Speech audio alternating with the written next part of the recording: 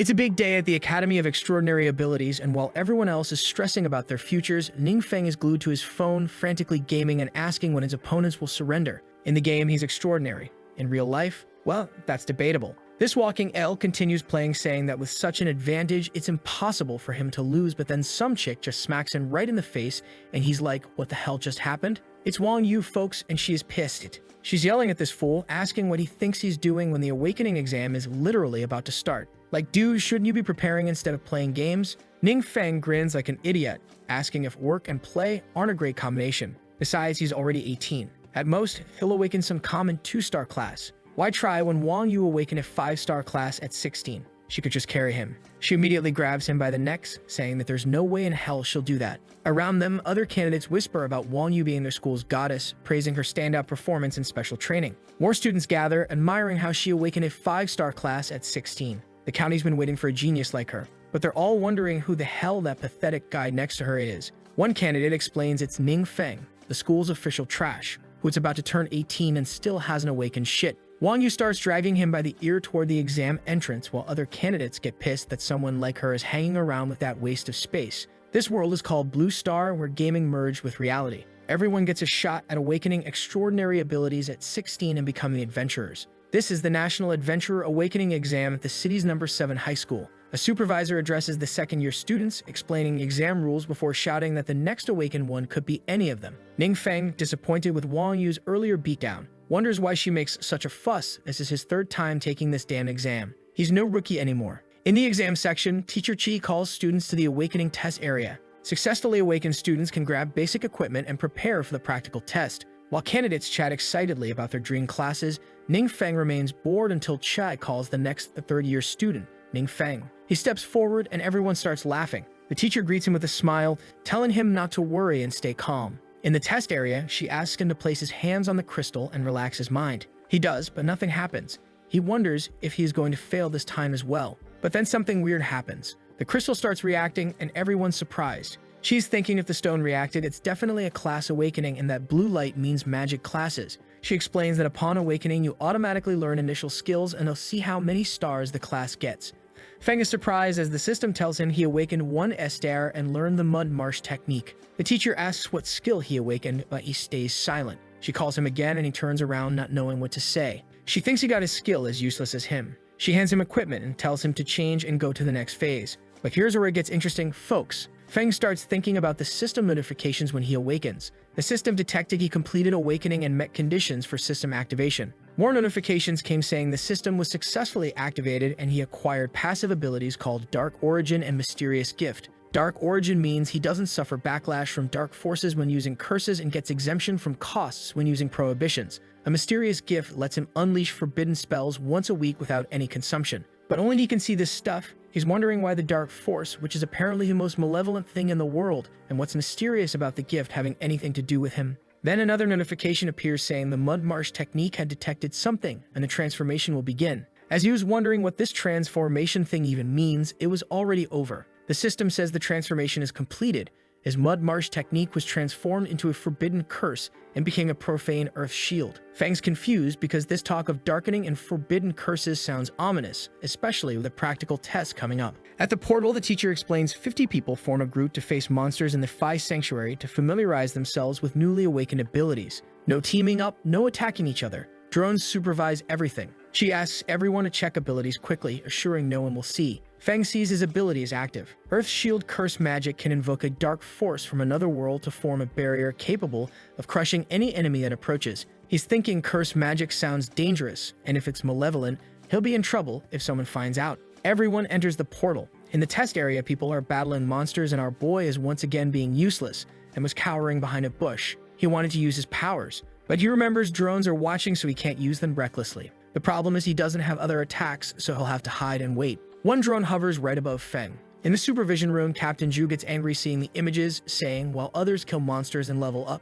what the hell is that guy doing? She tries to be nice, saying the young man awakened late, his health isn't great, and his abilities are trash, which isn't suitable for individual combat. This makes the captain more irritated. He says that they should have never let trash like him participate in the first place. He's just a 1-star and won't be a true adventurer. But then someone walks over asking him to look at something. Zhu turns around asking what's going on. The guy with glasses is sweating, saying he wasn't sure what happened, but one of the drones got attacked and the transmission cut off. To make it worse, he points to radar, saying a monitoring alert detected a power fluctuation way above average in the sanctuary. Captain Zhu shouts, ordering someone to check what's happening. At the drone crash site, some young guy is trembling, saying, "How can there be such strong monsters in the training field?" In front of him is a huge goblin that looks like Wolverine. This goblin shouts for companions to rise and no longer be enslaved, commanding them to obey his orders. While shouting, a drone approaches, but the goblin notices immediately and attacks, destroying it. Debris falls into the forest and one piece lands right on Feng's head. He's wondering why a drone would fall on his head, but then notices the Vanguard Goblin and other goblins surrounding him. The Vanguard Goblin laughs with a sinister look, saying it seems there was an insect hiding there. He orders an attack without wasting time. Our boy is thinking, why are there so many of these green bastards here? Then he remembered that the drone's gone. That means that he could go all out, and this would be a great chance to test if the forbidden spell is real. He lifts his finger, and as he does, incredible energy emanates from his body, scaring monsters and worrying the goblin leader. Just then, several terrifying creatures rise from the ground. Back in the supervision room, the Four Eyes inform Captain Zhu all transmissions are lost and there's suddenly a dark force leak in the sanctuary. It's suspected a king-level or higher magic beast appeared. Zhao immediately orders reinforcements and civilian evacuation. This horrifies Teacher Che. How could a king-level beast with the power to destroy entire cities appear on exam day? Back at the battle, the goblin leader is terrified by what he's witnessing. As the protagonist is consumed by that ability, strange dark power envelops him, making his creatures tear through goblins. Feng looks at his hands, thinking, so cursed magic works this way.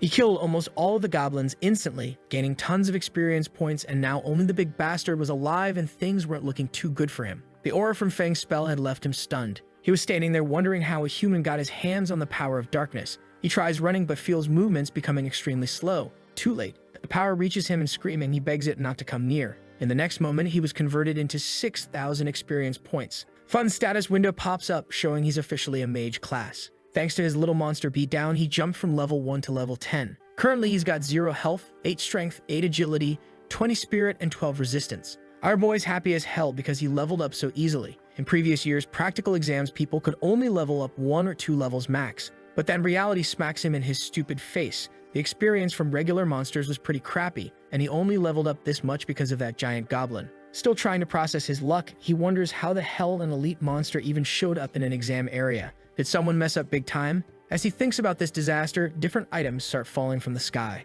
Surprised, he realizes it's treasure dropped by the elite monster, and even better, all that gear is orange quality. Looking at the Vanguard badge, he finds it weird since he's never seen equipment that actually makes you permanently stronger. This orange quality item boosts agility by 10 forever. Another drop, the Shadow Claw of the Slayer, is also orange quality but needs level 20 to use. It gives 13 extra strength, 16 agility, 10% attack speed, 5% critical rate, and 10% combo chance, basically enough power to make him less pathetic. Fun's excited about his loot even though he can't use the claw yet. But hey, he could sell this stuff for serious money. Feeling confident now, he believes he can finally face tougher monsters and start climbing out of his loser status. Just as he's planning his rise from trash tier, supervisors announce all students must immediately quit the test and use teleport scrolls to get out. Looking around more carefully, he notices something that makes his blood freeze. Feng turns in all directions, realizing everything around him looks like a battlefield. Those big holes scattered everywhere. Yeah, that's his dark magic's work, and it's scary as hell. The supervisors make another announcement, and he immediately uses his teleport scroll,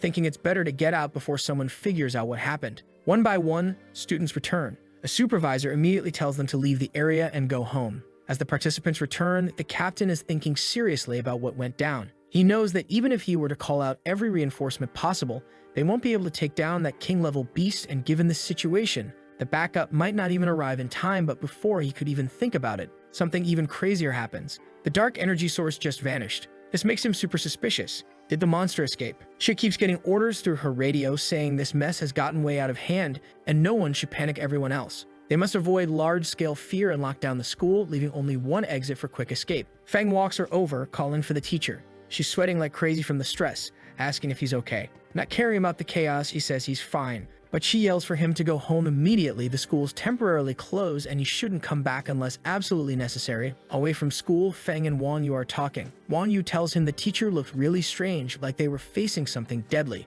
Rumors say some unknown energy was found inside the school and the whole place has been locked down. This makes Feng wonder if that unknown energy has anything to do with his elite monster fight. Bummed out, he thinks that just as he finally got something good, the school gets shut down. Wang Yu gets worried about him, thinking the whole thing hit him hard. She tries cheering him up, saying defensive magic can keep him alive but isn't good for training alone. Starting tomorrow, she says he'll join her team. Trying to look tough, he says no thanks, telling her not to worry since he can train by himself. With a dumb expression, he pictures himself looking awesome with his new power. But at the same time, he knows he can't let anyone find out because of his forbidden dark magic. Wang Yu looks at him, thinking, what's gotten into this bastard? She told him that she won't take no for an answer. Tomorrow morning at 8, they'll be waiting at the west gate. With that, she leaves, leaving him talking to himself. Feng thinks that woman acts like she's his boss or something with that bossy attitude. He thinks he should just act sick. Man, look at his face. I'm dying. But he quickly decided against it. He knows if he makes an excuse and she finds out, she'll beat him up. As he thinks about this, an idea comes to mind, but he's not sure if it will work. Feng decides to head to the Yuancheng trading house. Looking at the huge building, he thinks that some weapons come with built-in abilities. He could buy gear with a Meyer spell and pretend to be a regular mage. Feng enters the store, hoping the system won't turn the equipment's built-in abilities into curses. Plus, he can sell the loot from the monsters he killed. A sales clerk walks over, asking how she can help. He says he'd like to buy equipment with a mirror spell, whether it's a weapon, clothes, or an accessory. She asks if he's a newly awakened student and explains that actually low-level spells aren't worth buying specifically. However, they do have high-level equipment more suitable for training, and she could show him some options. He simply says it's not necessary since he needs something temporary. The equipment's grade doesn't need to be very high. She then does the most Chinese thing possible. Thinking that our boy is broke, she calls over the new trainee to help him and leaves, saying that after all this trouble, it seems he's just some broke kid, so she won't even bother. This new girl has this bright smile on her face and none of that bitch attitude. She asked our boy if he needs anything. He explains what he's looking for. She leads him to the items and starts testing them, first an iron arm that gets him excited, then a heavy hammer he can't even lift off the ground. Feng tries on a ring and decides to go with it. The trainee asks if he's happy with the ring. He laughs and says it's perfect, thanking her for helping him the whole time. Feng also asks if it's possible to sell items he got from monster drops. She says yes, it is, and she'll take him to the right department. They enter the store, and the store owner's sitting there with that kind of face you know, the one you just want to punch even though you literally did nothing wrong. The salesgirl told him that Feng wanted to sell some items. He takes out the claws and asks for help checking the item and its value. Wang takes the claws and is amazed it's an orange quality weapon focused on speed and doesn't require a high level, making it perfect for beginners. Plus, it has 3 gem slots, allowing for custom adjustments to create more personalized effects. Wang says it's a good item and believes several clients in his guild would be interested. He asks if Feng has any specific price expectations. Feng just simply says the higher the better. The expert asks Feng to sit down, saying he'll make some calls to potential buyers and asks Miss Yang to take care of him. He then calls some rich dude named Mr. Jan and tells him about the equipment. While our boy was chilling, sipping tea in the waiting room, the expert returns, telling him the equipment has been sold and the buyer is willing to pay 50,000 crystals. After taking out the 8% transaction fee, he'd get 46,000 crystals. This leaves Feng and Yang speechless. They both stand up, still shocked by the news. Wang says they can finish the paperwork right there, and once everything's set, the crystal transfer will be quick. He asks for it to be done fast and requests to see some more equipment while the final preparations are made. In another section, the staff are talking and some girl asks the girl who dismissed Feng if she doesn't like handsome men and why she ignored him. She says she likes handsome men with money and power, and that guy didn't even deserve to be in the same place as her. Some time passes, and from far away, the staff notice Feng returning. They ask if he was the client she didn't want to help. The one with tied-up hair says she heard the young man sold a piece of equipment for 50,000 crystals. The black-haired one is shocked, saying that amount equals 3 months of her salary. She starts regretting it, wondering why she wasn't the one to help him. Outside, Miss Yang tells Feng that next time he comes, he should just find her directly, and with a smile, she introduces herself,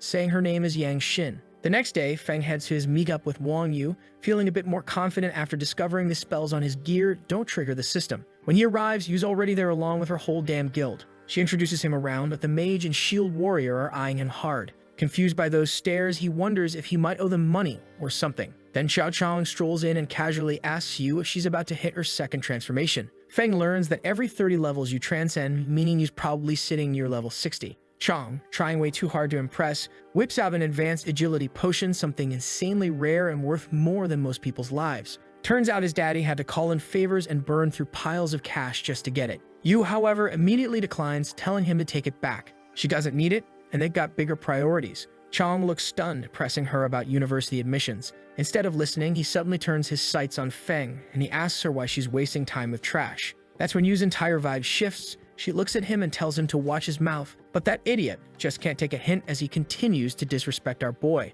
Kingsley tries to calm that idiot down, saying that they need to leave, but this bastard doesn't listen, saying that Feng barely has enough money to buy a bottle of basic potion. Feng mocks Xiao Chong, saying it's just a potion that adds 3 measly attributes, so he should stop showing off. This pisses off Xiao Chong, and he asks how Feng dares to speak to him like that. A shield warrior jumps into the conversation, saying Xiao Chong was talking too loudly, and asks if by any chance Feng has something more powerful. Chong starts smiling as he says, if Feng proves he has such an item, Xiao Chong will immediately kneel. However, if he can't prove it, Feng will kneel and smash his head on the ground. At that moment, Feng takes out his item, telling Xiao Chong to get ready. He asks Wang Yu to take it since it was meant to be her gift. Surprised, she asks if it's the Pioneer's emblem, an item that permanently increases attributes.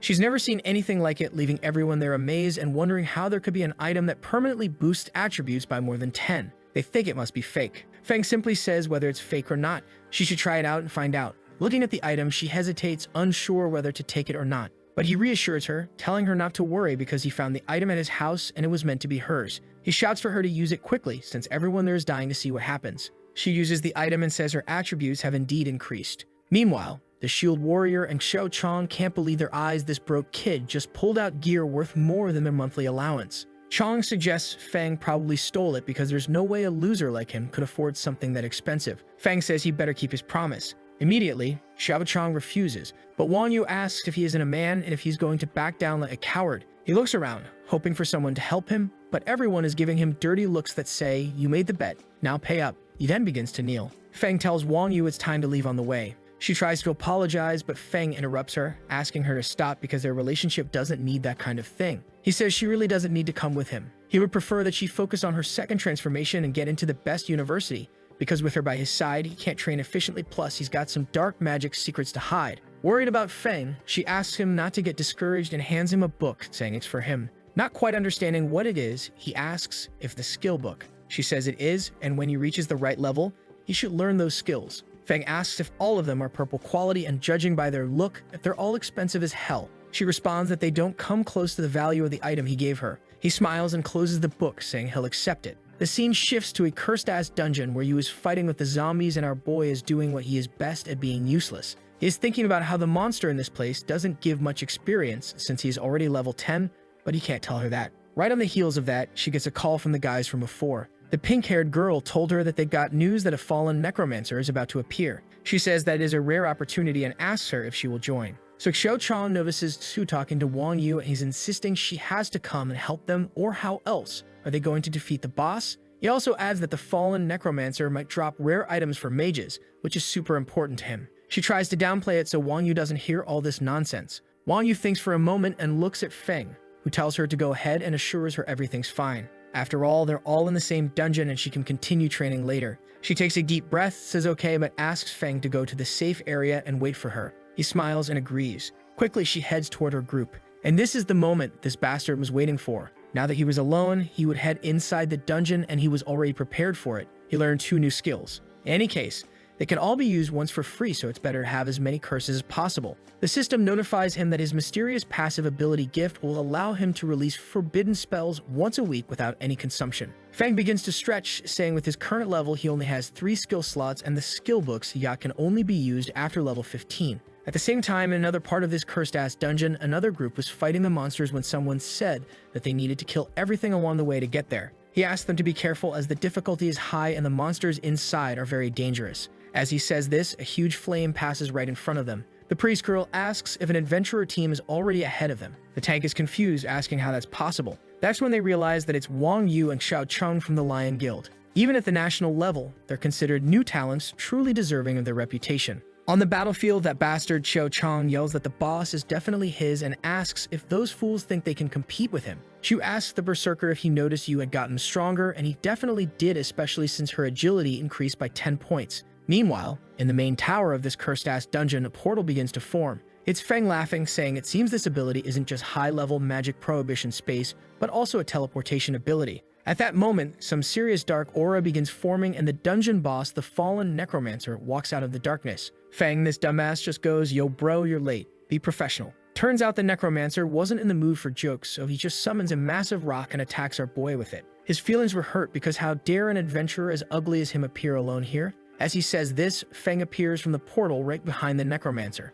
Using the void path, he says he doesn't want to share loot with others. He was standing face to face with that undead bastard as he used his skill Meteor Rain, summoning a bunch of space stones that finished the work for him. Not only did he kill the necromancer, but he also destroyed the tower itself, killing all the surrounding monsters. Now he was standing there grinning like an idiot while the system kept announcing rewards for his monster genocide. This bastard got 50,000 experience and his level shot up to 30 in an instant. Feng walks around picking up loot. Shiny gems, jewels, and skill books are scattered everywhere. The skill books aren't only for mages, but are still worth enough money to make him feel rich. The Darkstone items give more magic damage and life drain, which sounds broken enough to scare any healer. He also finds a necromancer pendant that boosts strength, spirit, and curse resistance while making him immune to poison. The cherry on top is the necromancer insignia, a consumable that chops off 3 life points but gives 15 spirit forever. Feng shrugs and uses it right away because who cares about life when you can flex more spirit? The system then drops a surprise, saying a hidden item called a necromancer emblem has been detected.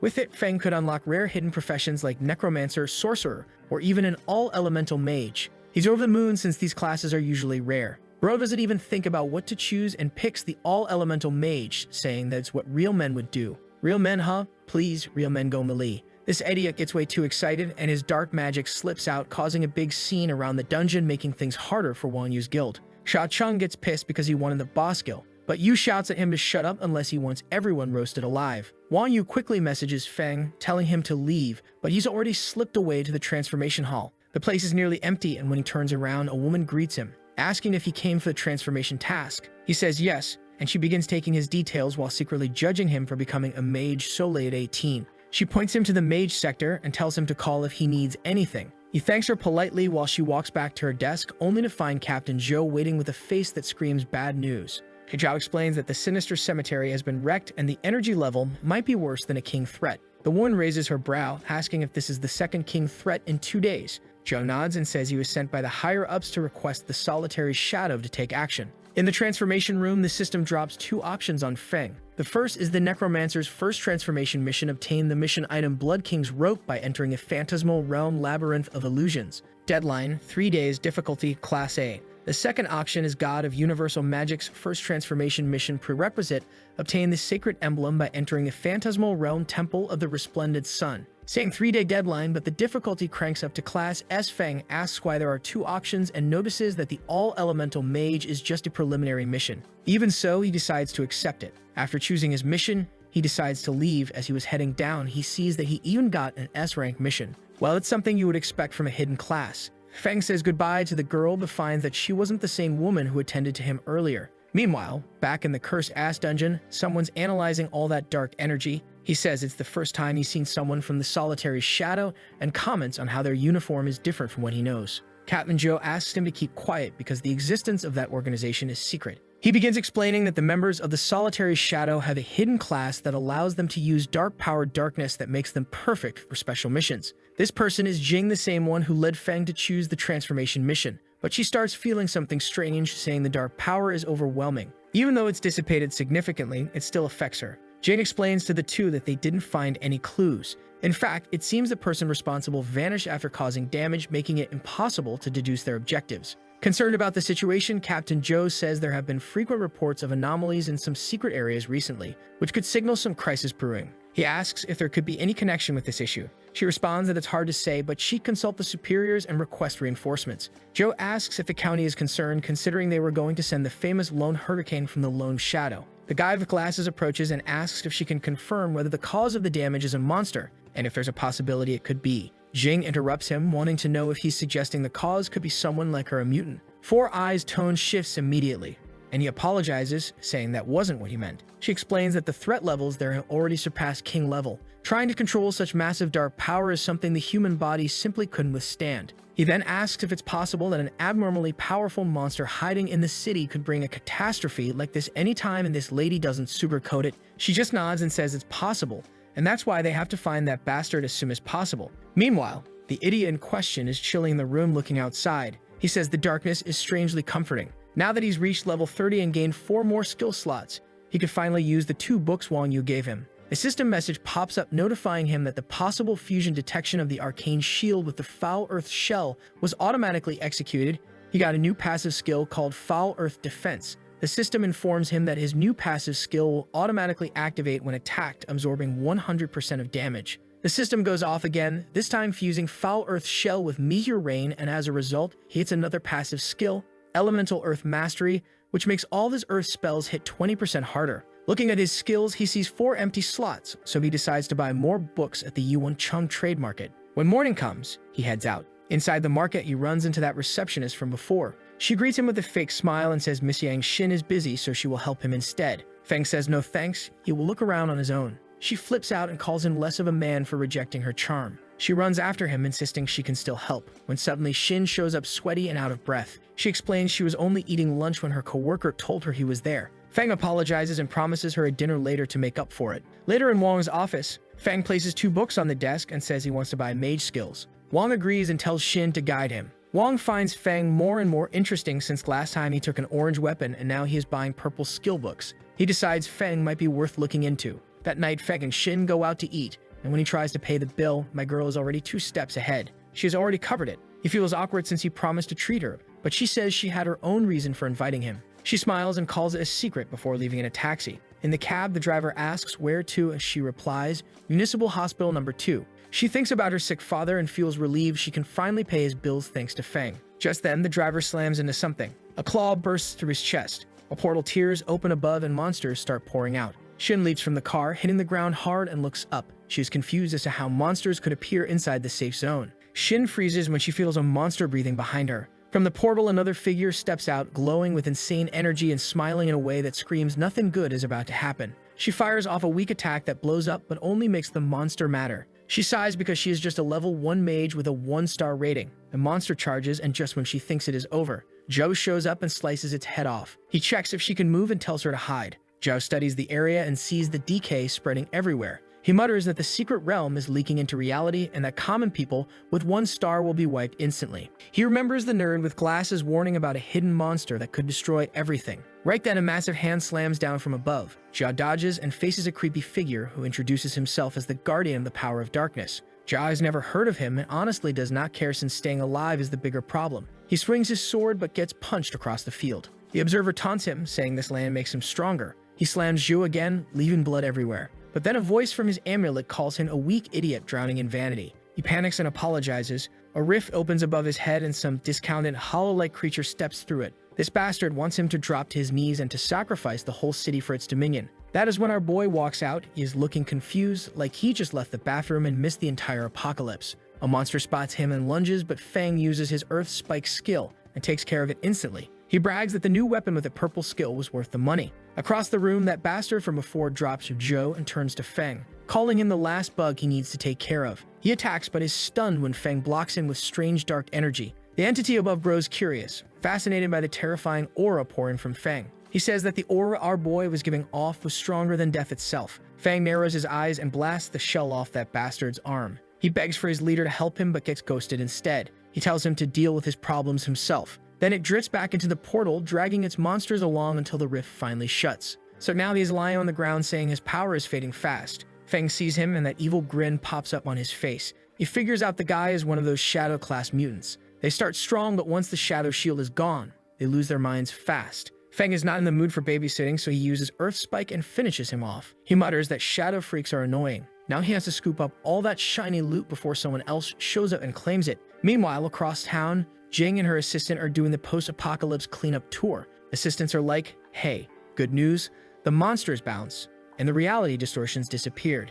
But Jing's got that detective brain working overtime. She is wondering why these distortions keep popping up randomly. What's the enemy's endgame here? Turns out most of the city's fine except for the south side, where Captain Zhao's squad got absolutely wrecked. Jing decides to go check it out. At the crime scene, we meet Duan, this mysterious dude who's examining Guardian's dead body. Guy's thinking, damn, this corpse is cleaned out. Someone already looted everything. Then Jing shows up yelling, freeze. Who are you? Duan is like, calm down, woman, and flashes his ID. It turns out he's from Cloud Realm, some unofficial fighter organization. Jing's like, wait, aren't you guys the secret ninja types? Why are you here in broad daylight? Duan points at the corpse and says that that guy used to be one of their members, but he betrayed them, helped monsters invade through reality distortions, and got almost everyone killed. Jing asks if killing him stopped the invasion, but Duan's like, nope, and we don't even know who did it. He explains this entity is basically the master of hide and seek, always escaping when he tries to hunt it down. The fact that someone took down his ex-partner when he and Captain Zhao, who's apparently level 90 plus in power scaling,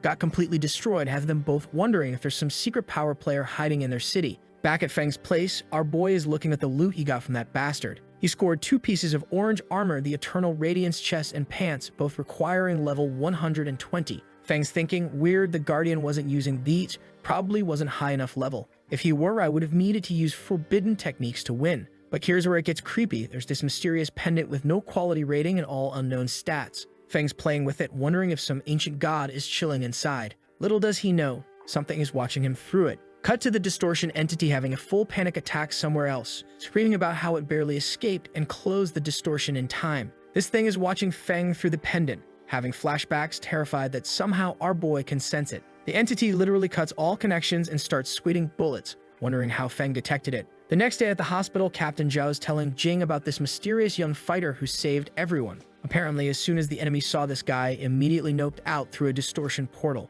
Jing's thinking this mystery person might be as strong as her, which has everyone confused about why he couldn't catch the entity. Then Glasses Guy drops his theory, saying, what if the mystery fighter is also a mutant? Because there were traces of darkness power at the battle scene. Zhao immediately shoots it down, saying, that's impossible, you're overthinking. But Jing's sitting there thinking, what if he is? Meanwhile, somewhere else, our boy walks up and tells the guards that he wants to do the job change quest. So Feng walks into what's supposed to be the Temple of Radiance. He's looking around, thinking, am I even in the right place? Meanwhile, hiding in the shadows, we've got Duan watching him. Earlier at the trade market, Duan showed up asking about 4-star fighter armor sets. Wang thinks to himself, what a coincidence. We just got a call from someone selling a 4-star chest and pants set. Duan goes serious, asking where this person is. Wang explains the seller went to a neighboring city, and you can see the gears turning in Duan's head. This matches exactly what he's been hunting for. Probably his master's legacy gear. He offers to pay for info on where this guy is, which has Wang sweating, thinking these two are definitely working together. By the time Wang comes back with details, Duan's already left. Wang starts panicking and tells the receptionist about Feng's background, poor orphan kid, dead parents, common 1-star class, basically a nobody. She's like, wait, I thought he was impressive, but he's just some regular guy. Wang's having theories now. How does a broke 1-star kid get 4-star gear? Even though he's friends with the Wang group's daughter, they didn't help him much. The receptionist starts imagining Duan beating up Feng, since a 4-star fighter could wreck anyone even in their whole province. Back to the present, Duan's still watching Feng, thinking how did this kid repel a distortion invasion when even masters got destroyed? He's convinced either Feng has the master's gear or someone powerful is backing him. Feng finally reaches the temple and Duan's watching him change clothes, hoping to figure out his power level by his equipment. But our boy just puts on normal student clothes. Duan's like, is this a disguise, something he uses to blend in with the crowd? So Duan uses some mental tracking ability, basically puts a tracker on Feng without him knowing. Inside the temple, a monster tries to attack Feng and shoots an energy blast at him, and our boy just casually blocks it without taking his hands out of his pockets. Duan's watching like, what was that? Does this guy have some kind of automatic defense? Then it gets weirder, monsters start avoiding Feng. Duan's confused. Is this guy even normal? Feng stops in front of a huge statue, who was supposed to be the boss of this dungeon. But sensing his aura, the dude didn't even move. In his mind, he is thinking, I'm a statue. Walk past me. I'm a statue. Walk past me. Even Duan's confused why the statue isn't moving. Feng's like, this probably isn't the mission guide, and walks away. Then the real boss shows up, a 6-winged angel flying in who takes one look at Feng and immediately flies away. Just straight up leaves like, I'm not dealing with this. Feng standing there confused while Duan's mind is blown. Was that the hidden boss? How did he know? The system explains this is an S-level first-class change mission, defeat the 6-winged angel hidden boss. Feng reads it and goes, who can handle S-level during their first-class change. Meanwhile, the boss is flying away, panicking. He is thinking, this is my own domain and I still have to run. Just then, the sky goes crazy with lightning and thunder. Feng decided he is not interested in playing cat and mouse with the angel, so he raises his hand, summons a giant eye in the sky, and calls down a massive lightning storm. The lightning destroys this 6-winged angel instantly. Feng's lightning attack was so ridiculously powerful that it didn't just kill the boss, it straight up demolished half the temple too. Duan's standing there with his jaw on the floor, thinking, I've never seen destructive magic like this before. This guy's definitely stronger than my master was. He's wondering if Feng might be one of the 8 legendary warriors. Meanwhile, our boy isn't happy about the fact that he can't level up until he completes his first transformation, so he's basically wasting experience points. At least he got the Sacred Emblem, which is a legendary item that permanently boosts spirit attributes and recovery effects by 100%. Feng pulls out his teleport scroll and is about to head back when Duan comes running over like, wait.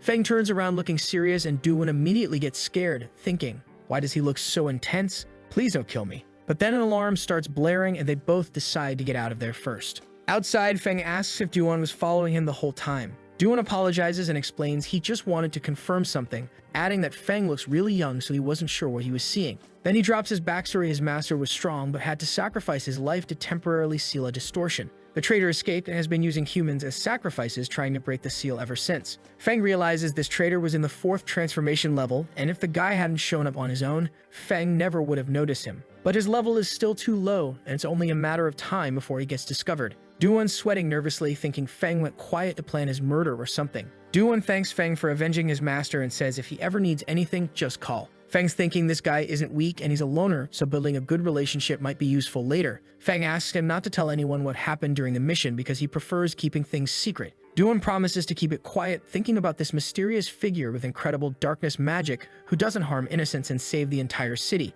Someone that's strong and discreet deserves his respect. Then Feng's phone rings. It's Professor Chi asking where he is. He says he's out of town but coming back. She says she has some things to ask him when he returns. Feng's confused why she called so suddenly. Cut to Jing and Chi talking. Chi explains that a student who awakened a few days ago suddenly reached first transformation, and if she hadn't been investigating, it might have gone unnoticed. She trusts Feng is a good person, but Jing says some things need clarification. Then we get this intense meeting scene where Jing asks if the destruction spells in the city were caused by mutants. An old guy points out that she herself is a mutant, so why is she asking? He explains mutants use the power of darkness but pay a price. The stronger they are, the bigger the cost. They can lose their lives, sanity, or transform into monsters. A king-level mutant would be impossible. Some spiky-haired guy mocks her, saying she's losing her mind, and if there really was a king-level mutant, he cut off his own head and let her use it as a soccer ball. The old man says they're sending an investigation team to the city but won't approve reinforcements from Solitary Shadow. Jing gets mad, asking if they don't trust her. Right then, her assistant bursts in with urgent news. The Temple of Radiance in Long Bu was hit by destruction spells and there were injuries.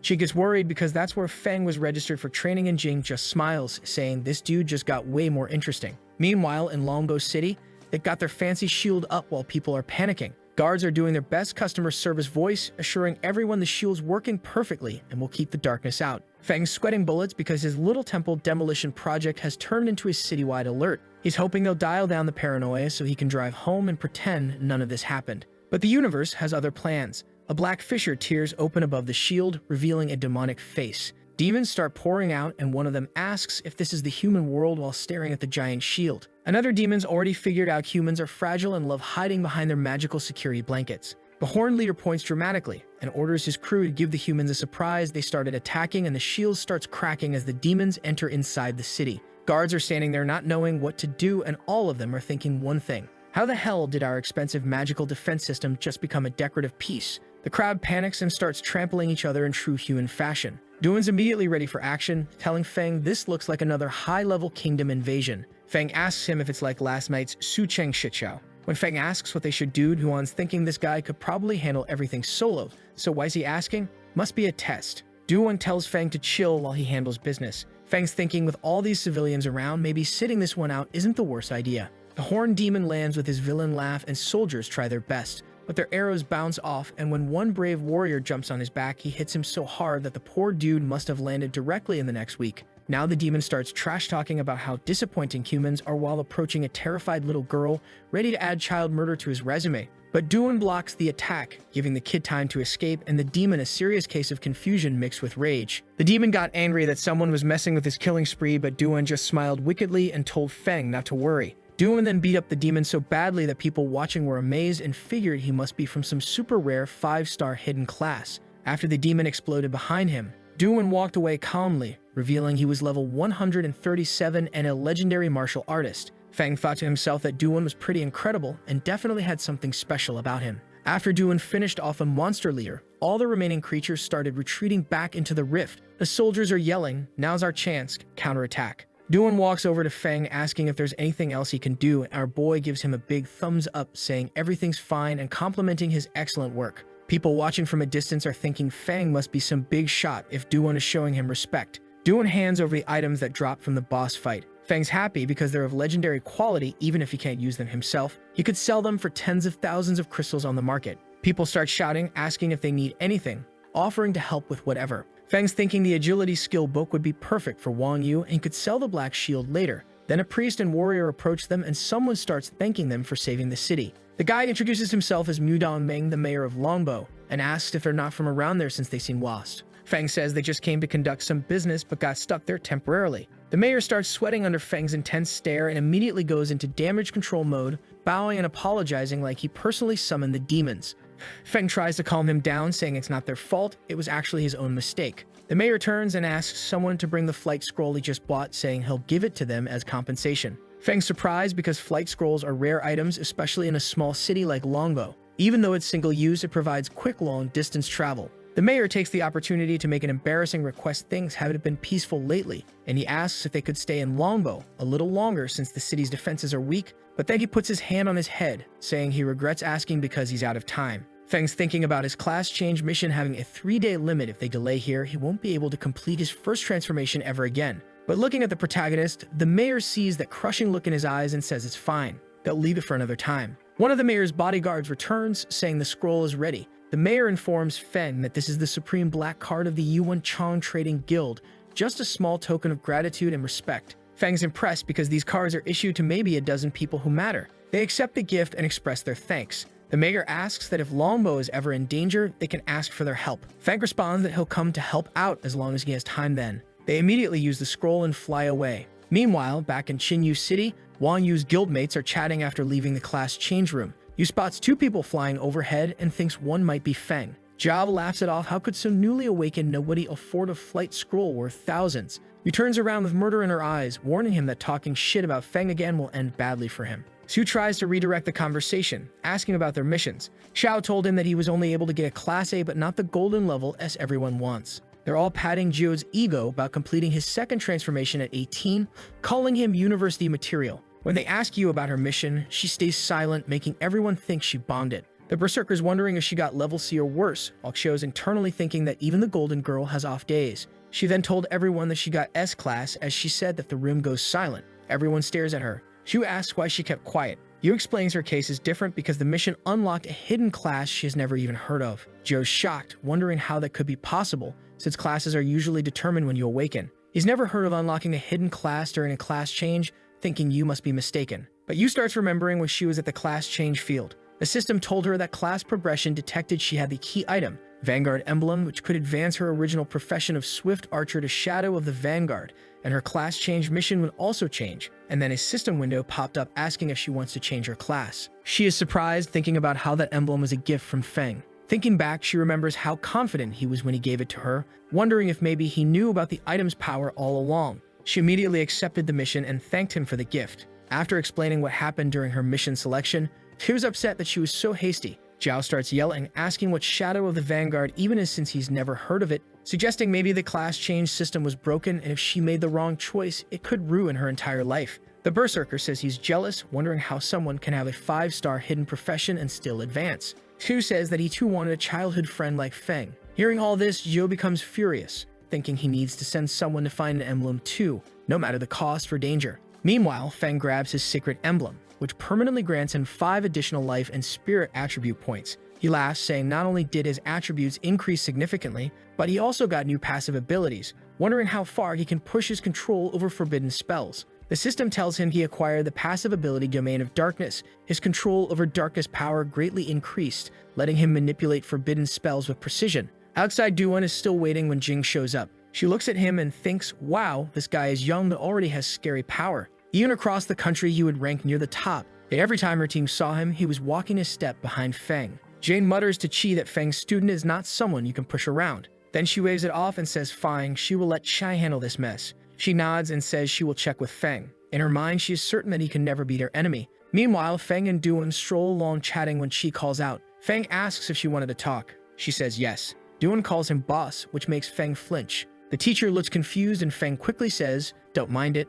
Duan is just joking. Qi suddenly asks Feng if he has finished his first transformation. He freezes. He did not plan to hide forever, but wow, that was fast. Still, he trusts Qi more than most, so he admits yes and says he wants only a few people to know. She follows up with another question. asking if he has been touched by the power of darkness. Feng almost chokes. He wonders how she guessed, but she explains the world is shifting. The secret realms are leaking into reality and people are mutating. Feng says he is fine, not a mutant, and really not looking to join that club. She pulls out a crystal detector, asking him to inject energy so they can check his darkness levels. It's basically a fantasy drug test, and Feng's sweating bullets. He touches the crystal and the damn thing just explodes as soon as he touches it. She starts trembling, remembering her conversation with Jing, where Jing explained it was a black crystal highly sensitive to darkness power, frequently used by the government to detect mutants. When there's darkness power, the crystal vibrates. The stronger the vibrations, the greater the amount of darkness power. Looking at the shattered crystal in her hand, she wonders what it means for it to explode like that. Feng starts explaining how awakening and immediately changing class is weird as hell, but he's pulling the "You've Known Me Forever" card, asking Chai to at least believe he's not completely insane. She's sitting there thinking about how this kid lost his parents young, awakened later than everyone else, and somehow still maintains his optimistic attitude. She explains that personally, she trusts him, but protocol-wise, she's got to report to her superiors. Feng gets it, but he's also thinking that even though she says she trusts him, he has no clue how the authorities will react to his situation. His best bet here is to get the hell out of Chinyu City. Chi whips out some glowing item, making Feng ask what it was. She explains it's a congratulatory gift for successfully completing his first class change. Feng accepts it gratefully, thanking her for all the years she took care of him. But Feng's got his own present. He pulls out the sacred wings of legendary quality, basically a godlike item with plus 20 spirit points, 50% better healing, and 100% darkness resistance. The no-chant effect alone could save lives in critical moments. Chi's jaw drops because this thing is incredibly valuable, but Feng insists it's just random loot from his class change mission, telling her to accept it without being shy.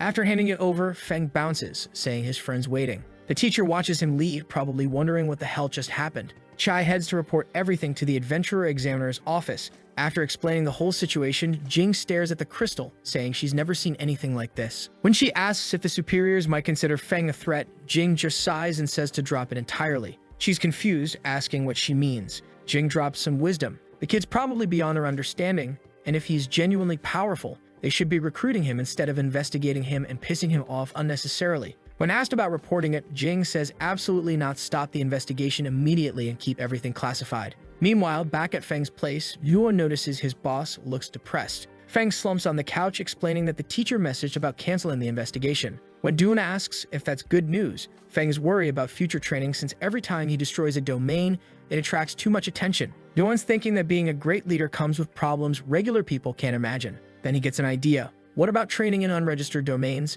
Feng perks up immediately. Duan explains that with all the world changes, new domains are appearing everywhere, some unmanaged due to lack of resources, others occupied by evil forces. Feng gets excited, asking if Duan has intel on these domains. Duan confirms he's got information on two and can find more if needed. So now our boy is thinking of acting like an ordinary person, which beats playing student, eyeing his supreme black card and planning to sell his loot. Later that night, Duan quickly returns to the hotel, thinking he spent too much time at Feng's house and didn't have time to look for another place to sleep, so he decides to stay another night there. Upon entering, he's greeted by a man in a suit who introduces himself as Jiang Ji, the mayor of Chinyu City. The mayor thanks him for helping during the domain invasion and asks if Duan is interested in living in Chinyu City permanently. Duan responds yes, saying he'd been thinking about it lately. The mayor didn't waste a second. He handed him a special adventurer certificate with high privileges. He makes it clear that if Duan ever needs anything in the future, just let them know and they'll do their best to help. In his mind, he is thinking how lucky he is because he knows that other cities tried to recruit Duan before but were all rejected.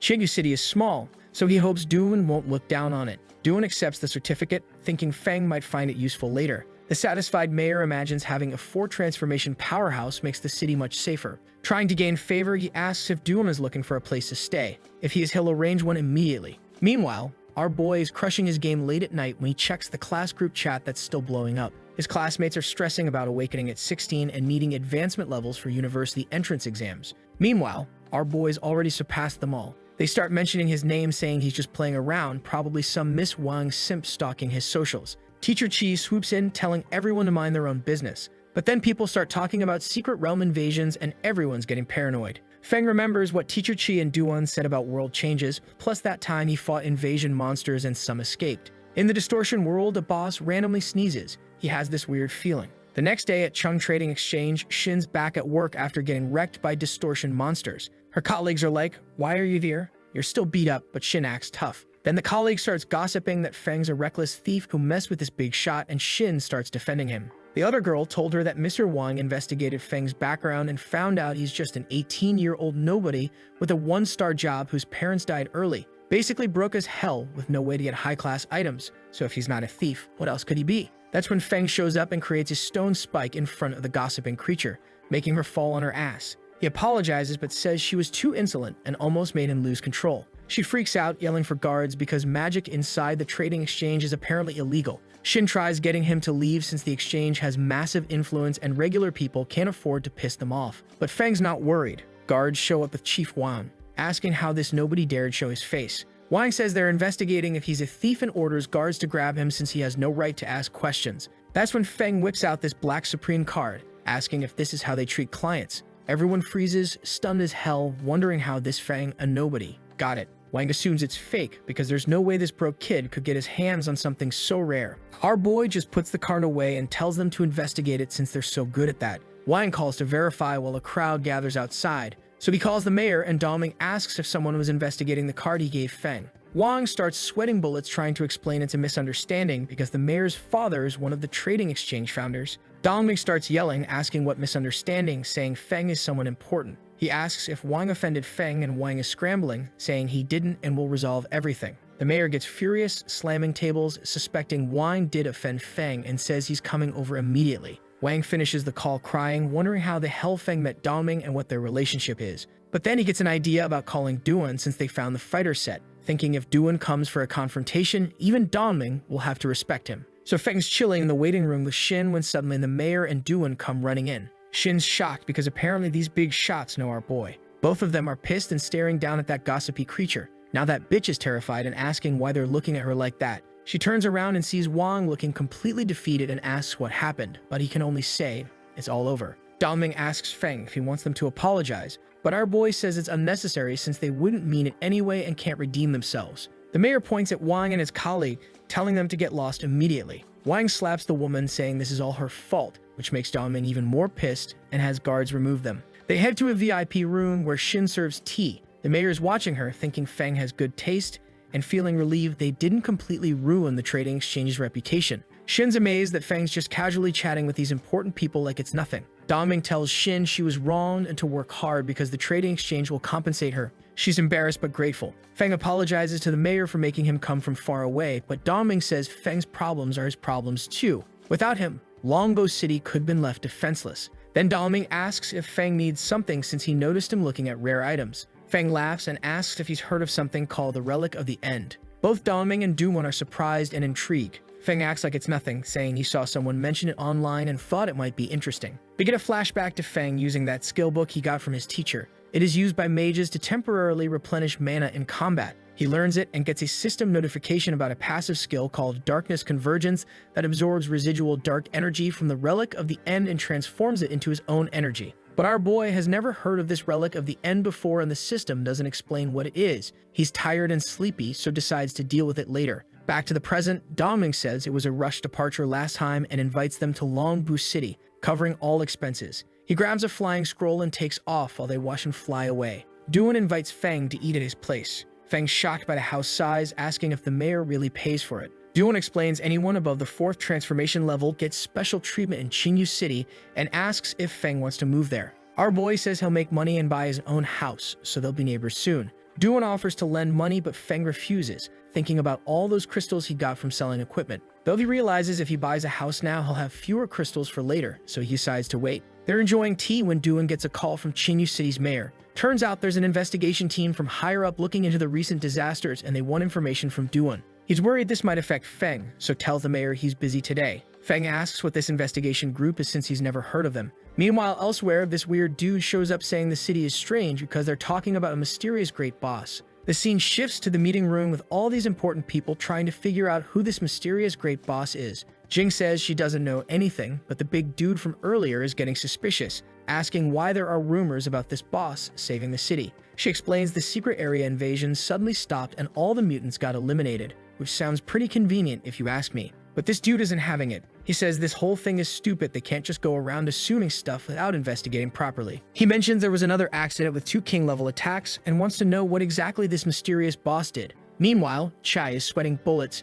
she is thinking about how Jing used her power to modify all information related to Feng to protect him. So now all the blame is falling on her. Mayor Jang bursts in saying he called Duan, but the guy's too busy to attend the meeting. That bastard loses his mind, slamming his hands on the table. He says that he hates these out-of-control adventurers who act like they own the world just because they don't have a guild keeping them in check. After the meeting, he heads to the secret area. The guards let him through no problem, saying they feel safer with him there. Poor guys have no idea they just let a psycho into a restricted zone. Once inside, he's checking out all the dark energy traces, impressed by the level of destruction and wondering what kind of force could completely wreck a secret area like this. He's getting all excited about the pure and powerful residual dark energy, saying even a mysterious great boss would be like an ant before an elephant compared to this power. Then this maniac raises his hand and summons a sinister demon right in front of him like he's controlling it. He starts laughing, saying it's king level and filled with powerful energy that he wants all for himself. Yeah, this guy's definitely the villain, folks.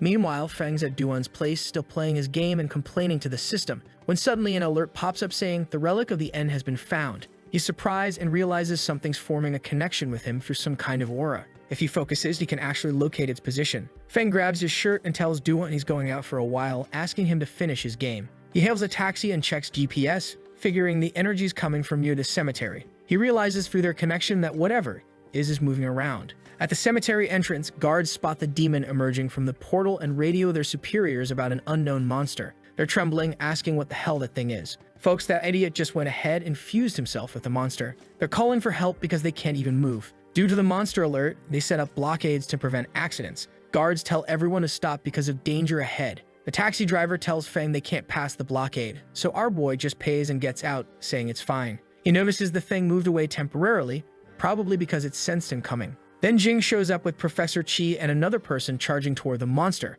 but they stop horrified, asking what the hell is happening.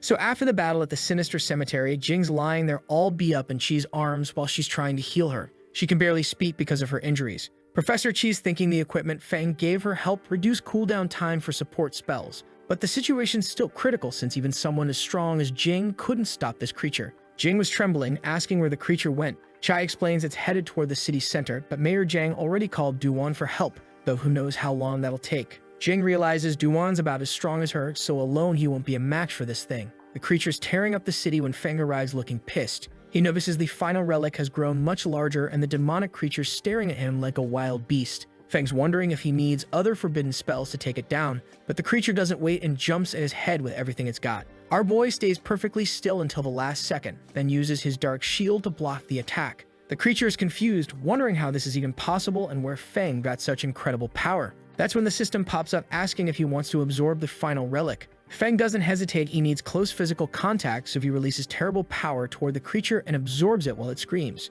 Through absorption, he gets memory fragments and gains 100 total attributes. Feng's pleased because even 3-star classes don't get this many skill points from leveling from 0 to 3rd transformation. But he's concerned because he absorbed something extra and is seeing weird images in his head. Duan shows up asking what happened. Feng casually gestures at the monster, saying it appeared out of nowhere so he killed it immediately. Duan sees Banji knocked out on the ground, figuring Feng handled him too. He's confused by the chaotic scene, thinking these might be evil sect members and can't explain the weird energy around them since it doesn't look like spell damage. Feng pats Duan's shoulder, asking him to handle the aftermath since he arrived just in time. Then he flies off at full speed, leaving Duan amazed at his speed, wondering if he's really a mage since that speed surpasses many combat classes. Later at Chinyu prison, Banji is locked up after confessing he tried controlling the creature. Jing explains he discovered it in his secret dimension and managed to control dark power for himself. He injected dark power into the secret dimension during his investigation, but the creature went out of control. The mayor's pleased, saying it's great they have this mysterious great boss maintaining city security. Jing and Professor Chi smile because her student is doing excellent work. The mayor asks Duan if he's met this great boss. Duan says yeah, he was lucky enough to encounter him once, surprising the two beauties. Mayor Jang asks Duan for a favor. If the mysterious great boss is willing to settle permanently in Chinyu City, they'll meet all his needs. Duan explains the great boss is discreet and rarely shows up, so better forget that idea. So Duan's thinking about how he managed to shift everything onto this mysterious great boss who doesn't even exist. Without evidence, they can't investigate anything. The mayor's bummed, saying it's a pity because strong people like the great boss get admired by everyone. Duan tells them the mysterious great boss has relatives in Chinyu, so he'll take special care of the place, but in return, doesn't want to be disturbed. Jing's intrigued but gets it in the end. Professor Chi's wondering if maybe the great boss is related to Feng somehow. Back at Feng's place, he's taking a bath, thinking about how the final relic is actually remains from demon kings who died in secret dimensions. Those weird images he saw earlier are memory fragments from when the demon kings were alive that got absorbed with the relic. He's not interested in becoming a demon king himself, so wondering what these fragments are even for. But then he realizes they might actually be useful. Under all this dark power accumulation, secret dimensions go through strengthening periods. If the invaded time and space can't handle it, the world faces chaos. In their current reality, the awakened training path isn't complete, with only a few reaching the 4th level, and awakened professions haven't reached ideal forms yet. The info from the Demon King's memories doesn't look good. If things keep going this way, humanity's screwed. Even if he protects himself, he can't live in a world full of monsters. But luckily, they're not the only ones dealing with secret dimension invasions. Some other realities manage to fight them off successfully. If he can collect more fragments and pick out useful experiences, it'll be super effective. Though these experiences are beyond current knowledge, improper handling could cause unpredictable consequences. His phone rings and it's Yua asking him to dinner that evening because they're celebrating. She completed her S-Class mission and finished transitioning to the Vanguard Shadow Class. Feng accepts immediately, saying how could he refuse her invitation, which makes her happy. She sends him the location immediately. After sending it, Yua and Zhao leave the transformation area, where guild friends are waiting with confetti, congratulating them for reaching the 2nd level. People are amazed they reached the 2nd level so young. Zhao invites Yua to dinner at the best restaurant, but she says she already has plans, asking them to go without her. She announces she'll host an event tomorrow and wants everyone there. Zhao asks if they shouldn't rest after working so hard, but Yua says it's important and can't be postponed. She leaves while everyone watches. Zhao gets irritated, saying they barely reached the 2nd level and are already having disagreements. Shu tries calming him down, saying that's just how Yua is, she must have something important. Zhao asks if everyone's tired of chasing after her, which surprises them. Zhao explains that now she's completed the S-Class transition and awakened a new hidden class, the gap between her and everyone else will only grow. Shu's shocked. As they watch Yua walk away, Zhao says he fears one day she'll completely leave the guild. The nightfall hits and Feng's at the restaurant with Yua for their celebration dinner. He's going crazy over the roasted lamb, saying the place isn't expensive, but all the food's delicious, and telling her to try it. He's saying being there was only possible because he followed her. Yua thanks him for giving her the emblem because it helped her a lot. While he's devouring his lamb, he gets curious and asks if the emblem activated a new hidden class. He's thinking about those Demon King memories and how the Awakened and their professions in that reality hadn't reached ideal form yet. He's wondering if emblems are one way to achieve that state. Yua asks if he knows where those emblems came from. Feng laughs, saying he's not really sure. She gets frustrated hearing that, saying it would be great if they could buy them since she'd give one to him and other team members. He's happy thinking his friend's still the same whenever something good happens. She considers his interests too. Yua tells him not to worry. She'll handle the emblem issue and asks him not to give up training since having extra self-defense skills is useful in dangerous times. She says once she finds an appropriate emblem for him, he might activate a new class too. Feng starts teasing her, saying it's hard to train alone and having her as a friend to protect him is enough. She gets shocked, telling him to stop joking since she's talking serious business. Then she suddenly feels uncomfortable pain. Feng gets concerned, asking what happened. She puts her hand on her arm, saying not to worry, she got slightly injured completing a mission. He offers to heal her, but she says she's already been healed. It was an S-Class mission where the boss dealt tons of damage and she needs time to recover. Feng's wondering how difficult S-Class professions are when his phone rings. Someone asks if he's Ning Feng, but he doesn't answer, just asks what they want and who they are. The caller has an aggressive tone, saying he doesn't need to know who he is, just answer where he got the emblem. Feng gets fed up and hangs up on the guy. Yua notices he's stressed and asks what happened. He says the caller asked where the emblem came from. She's startled, saying she didn't tell anyone outside about the emblem. Feng just picks up his lamb, telling her to let it go and eat in peace. But the guy still hasn't hung up. Feng picks up again, hearing the guy shouting, asking how he dared leave him talking to himself and saying he'll pay for what he did. Feng listens for the nonsense, then gets serious, thinking Yua's nearby so better not to draw attention and hangs up immediately. After eating and chatting, they leave the restaurant happy. Feng's holding his stomach, saying he's too full and has never eaten such good lamb. She's happy hearing that but gets concerned, asking if he wants a ride. He smiles, saying it's not necessary and says goodbye. Back home, he opens the door, feeling drowsy from eating too much but gets startled seeing his house ransacked and completely messy. Someone calmly approaches, asking why he took so long. Feng gets serious, asking if it was him who called earlier. Blondie starts laughing, saying yes, and that he told Feng he'd pay. Says if he'd answered honestly from the start, none of this would be happening. Feng asks who sent him. Blondie lets out a wicked laugh, asking how a mere lowly awakened dares speak that way, asking if he didn't have a teacher to show proper respect to stronger ones. Man, this is about to get ugly real quick. Before our boy could even think about kicking ass, another dude tried sneaking up behind him. but Feng's reflexes are insane. He dodges and counters with an elbow straight to the guy's nose, making him drop his dagger. The attacker slides down the wall, knocked out cold. Now Blondie is terrified, wondering what the hell just happened. Feng starts laughing, telling him to show some respect and calm down. Blondie is sweating bullets, realizing that he messed up and the intel was clearly wrong. There is no way Feng was just a one-star nobody. He's wondering how a 3-star assassin got wrecked by a mage using bare hands. While he's freaking out, he grabs a shuriken and notices Feng has over 100 points in all stats with crazy reaction speed and range improvements. Feng realizes he can handle situations easily without even using magic. Blondie throws his shuriken, but Feng dodges like it's nothing. Seeing that reaction, Blondie decided to make a run for it, heading toward the balcony to escape and jumping off. But Feng grabs his leg, preventing escape, and slams his face hard into the wall.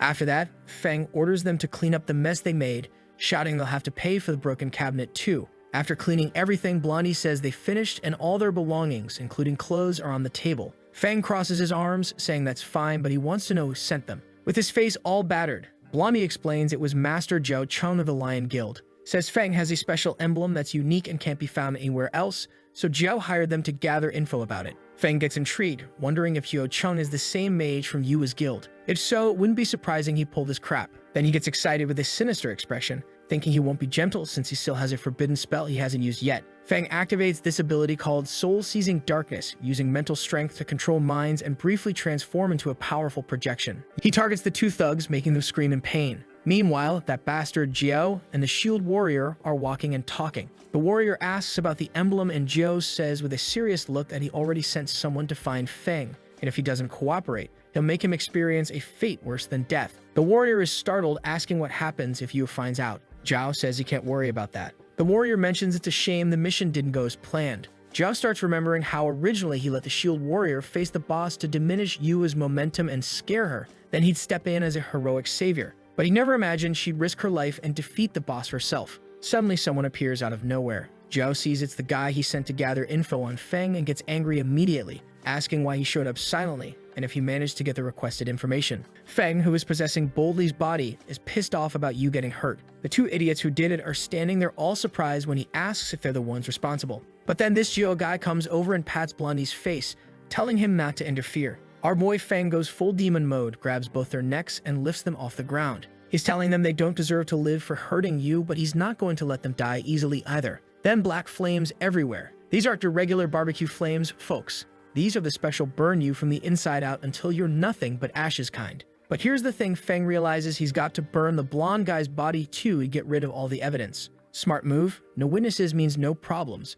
Except now he's thinking his regular neighborhood isn't exactly the safest place anymore since high-level awakened people can just walk in and out whenever they want. And he can't exactly camp at home 24/7 playing security guard. He was planning to dive into those Demon King memories for some juicy intel, but luckily hadn't started yet. Getting caught by awakened folks while doing that would have been a disaster and a half. So Feng decides to crash at Duan's place instead. This guy's 4th transformation awakened, so he's pretty strong. Plus, his neighborhood has better security than a government facility. When Feng explains what happened, Duan gets absolutely furious. He's telling Feng to rest while he investigates to see if there are more conspirators out there. Attacking Feng directly was basically asking for a death sentence. But Feng tells him to chill and asks if he knows any reliable alchemists. Duan's confused about what criteria he wants. Feng explains he needs someone high-level, trustworthy, and preferably independent with as few connections as possible. Duan knows some good alchemists, but they're all in big guilds already. That's a no-go for Feng because from the Demon King's memories, he knows those guild alchemists had produced some seriously superior potions.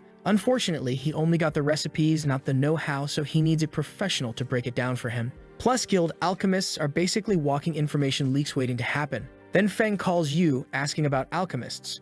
She knows exactly one reliable guy, and it's Xu's brother. Apparently, he was thinking about joining her guild, but couldn't get along with Jiao Cheng, so the deal fell through. Feng's thinking his friend Yu really had the worst luck getting stuck with Jiao as a teammate, but hey, at least that problem's solved now since Jiao won't be causing any more trouble. When Yu asks why he needs an alchemist, Feng says he found some recipes at home and needs help understanding them. She's getting suspicious, asking if he found something at home again. Our boy just laughs, saying he's been doing some serious spring cleaning lately, so they meet up with this Shuai guy and Feng shows him the recipes. Outside, Su is throwing a tantrum. Apparently she wanted to use this opportunity to get closer to Feng, but that 4-eyed idiot kicked her out. The alchemist examines the recipes and says the ingredients aren't special, but the preparation method is completely new to him and looks complicated as hell. When Feng mentions it's supposed to increase experience by 100%, Shu Wei's jaw drops.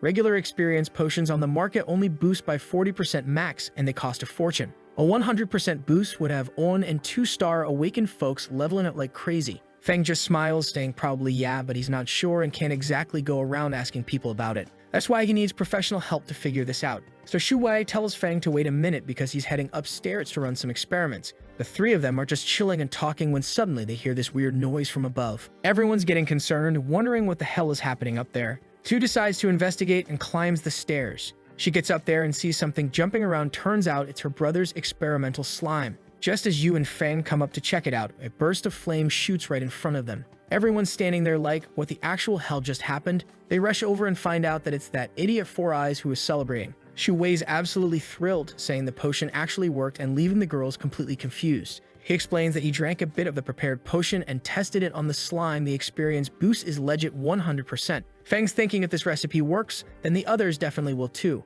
Meanwhile, Shu Wei's having the time of his life throwing more fireballs at the slime. His sister explains that he's so obsessed with his lab, he never lets her go upstairs, and now he's basically destroying everything himself. After Feng explains the potion recipe to the girls, they're going absolutely crazy, asking if it really boosts experience by 100%. Feng confirms it, but the alchemist tells them to keep quiet because this stuff needs extreme confidentiality. No kidding, this is basically liquid gold. Shu Wei asks Feng what his next move is because if he sells this, he'll make an unimaginable fortune. Right now, everything's dangerous and nobody's going to refuse something that increases their strength. But then Feng's phone buzzes with a message. It's from Chai and their class group saying the school's planning to take all third-year students to some secret location in the neighboring city for training next Monday. Since space is limited, each class gets different times and areas. The teacher's asking everyone to prepare and cooperate actively. After the announcement, everyone starts sending worried messages about experience being scarce, not enough space for everyone, and no experience potions available. Feng reads all this and starts thinking about what to do.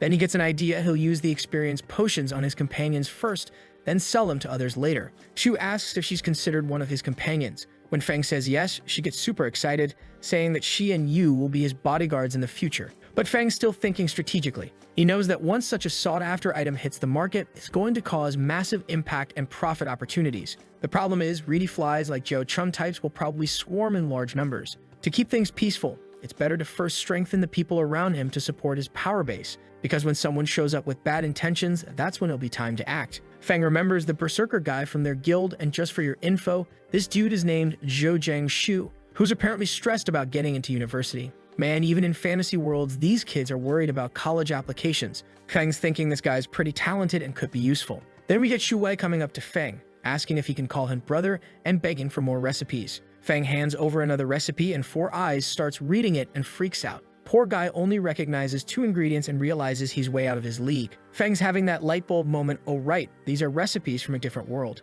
No wonder they're confused. You suggest they all train together. Once the experienced potions are ready, and pats Feng on the shoulder, telling him he should come too. Our boy immediately starts panicking and playing dumb because he knows he's about to get exposed as a fraud. But she told him that the city just sent out a notice allowing guild teams to go train, so he can tag along legally. They schedule it for Monday after Shu Wei calculates they'll need that long to make enough potions for everyone. Fast forward to Monday and Feng's already at the meeting. He calls Yu, saying he's arrived, and she tells him to wait by the roadside. Then a school bus rolls by with his classmates inside, and they spot him standing there like, wait, is that really that loser Ning Feng? They start laughing and mocking him, calling him useless, then decide he's not even worth talking about. Meanwhile, there's a crowd at the entrance to this secret training area. Feng's class shows up too, and some student asks their teacher, Chai, when they can enter. She says about 2 hours because they're in the second group. The students start whining, asking, do we really have to wait that long? But then one of them spots Feng up ahead with Yu and her lion guild, and they lose their minds. The student asks Professor Chi why Feng's group gets to skip the line,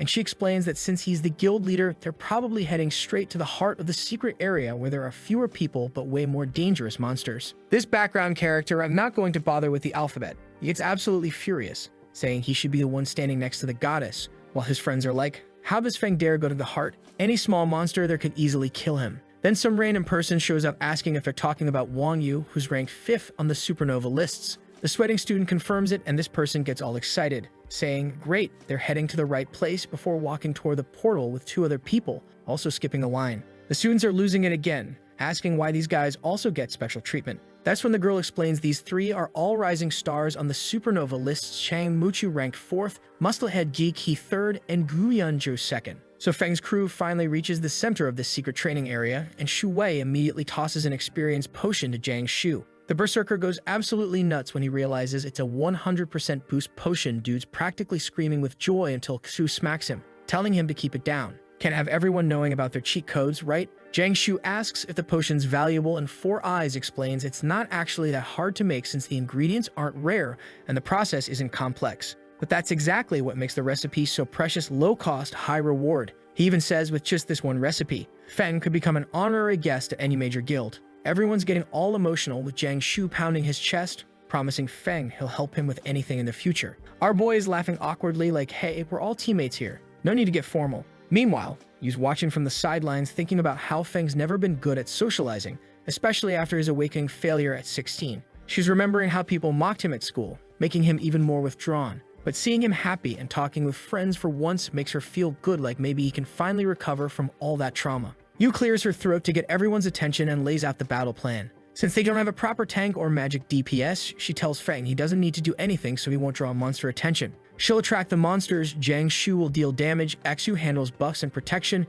and Shu Wei throws potions as needed. Everyone agrees, but Feng's internally frustrated because this setup will slow his progress significantly. Still, he decides to cooperate out of respect, thinking he can always use his forbidden curses later when he's alone. The action kicks off with Yu grabbing her bow and shooting an arrow that creates a massive explosion, drawing all the monsters toward her. Shu buffs the berserker, who slams the ground, sending a shockwave at the approaching monsters. Shu Wei starts chucking experience potions left and right, getting excited as his experience shoots up. He's thinking if this keeps up, he'll be able to make new potions soon. Both Xu and Jiang Shu are celebrating, thinking they might actually reach the second stage before entrance exams and get into top universities with Yu. Everything's going great until they hear this weird noise from a nearby cave, and that's when the party crashers arrive. Gu Yunju lets out this sinister laugh and apologizes for interrupting, but says he couldn't help himself after hearing someone who hasn't even reached the second stage talking about getting into prestigious universities.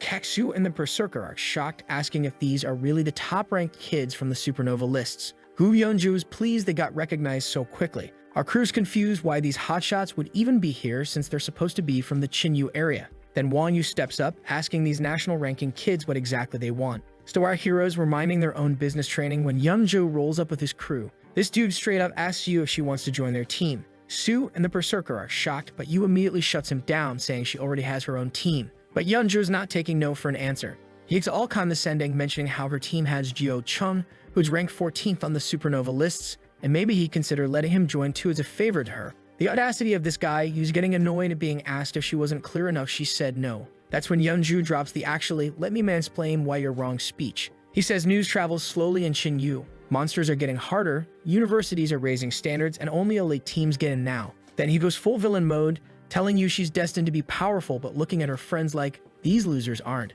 The disrespect is unreal, man. Then he drops some emo-ass line about weakness being the greatest sin, and you can practically see Yu's patience evaporating. She starts summoning her bow because she's had enough, but this cocky bastard tells her not to get worked up since she's a ranged DPS and close combat isn't her thing. Shu, being the voice of reason, puts a hand on Yu's shoulder, suggesting they find another place to train. The whole guild turns to leave, but Feng stands there thinking about how irritating Yunjiao is and wondering if Yu could actually beat him with her new class. That's when Jie decides to join the fun by stomping the ground like some angry gorilla and asking if Feng is Jiao Chun. When Feng says no, Jie laughs and tells him to get lost because he's nothing but useless. And that's when our boy finally snaps. The Berserker tries to defend Feng, asking Jai Qi not to be so disrespectful, but Jai Qi's response is to throw a punch. Jiang Shu blocks it, but is shocked by the strength. This hit breaks several of his ribs and drops him to his knees. The poor guy's thinking Jai Qi must be cruel as hell while trying to tell Feng to back off so he doesn't get dragged into this mess. Jai Qi's standing there like it's all useless,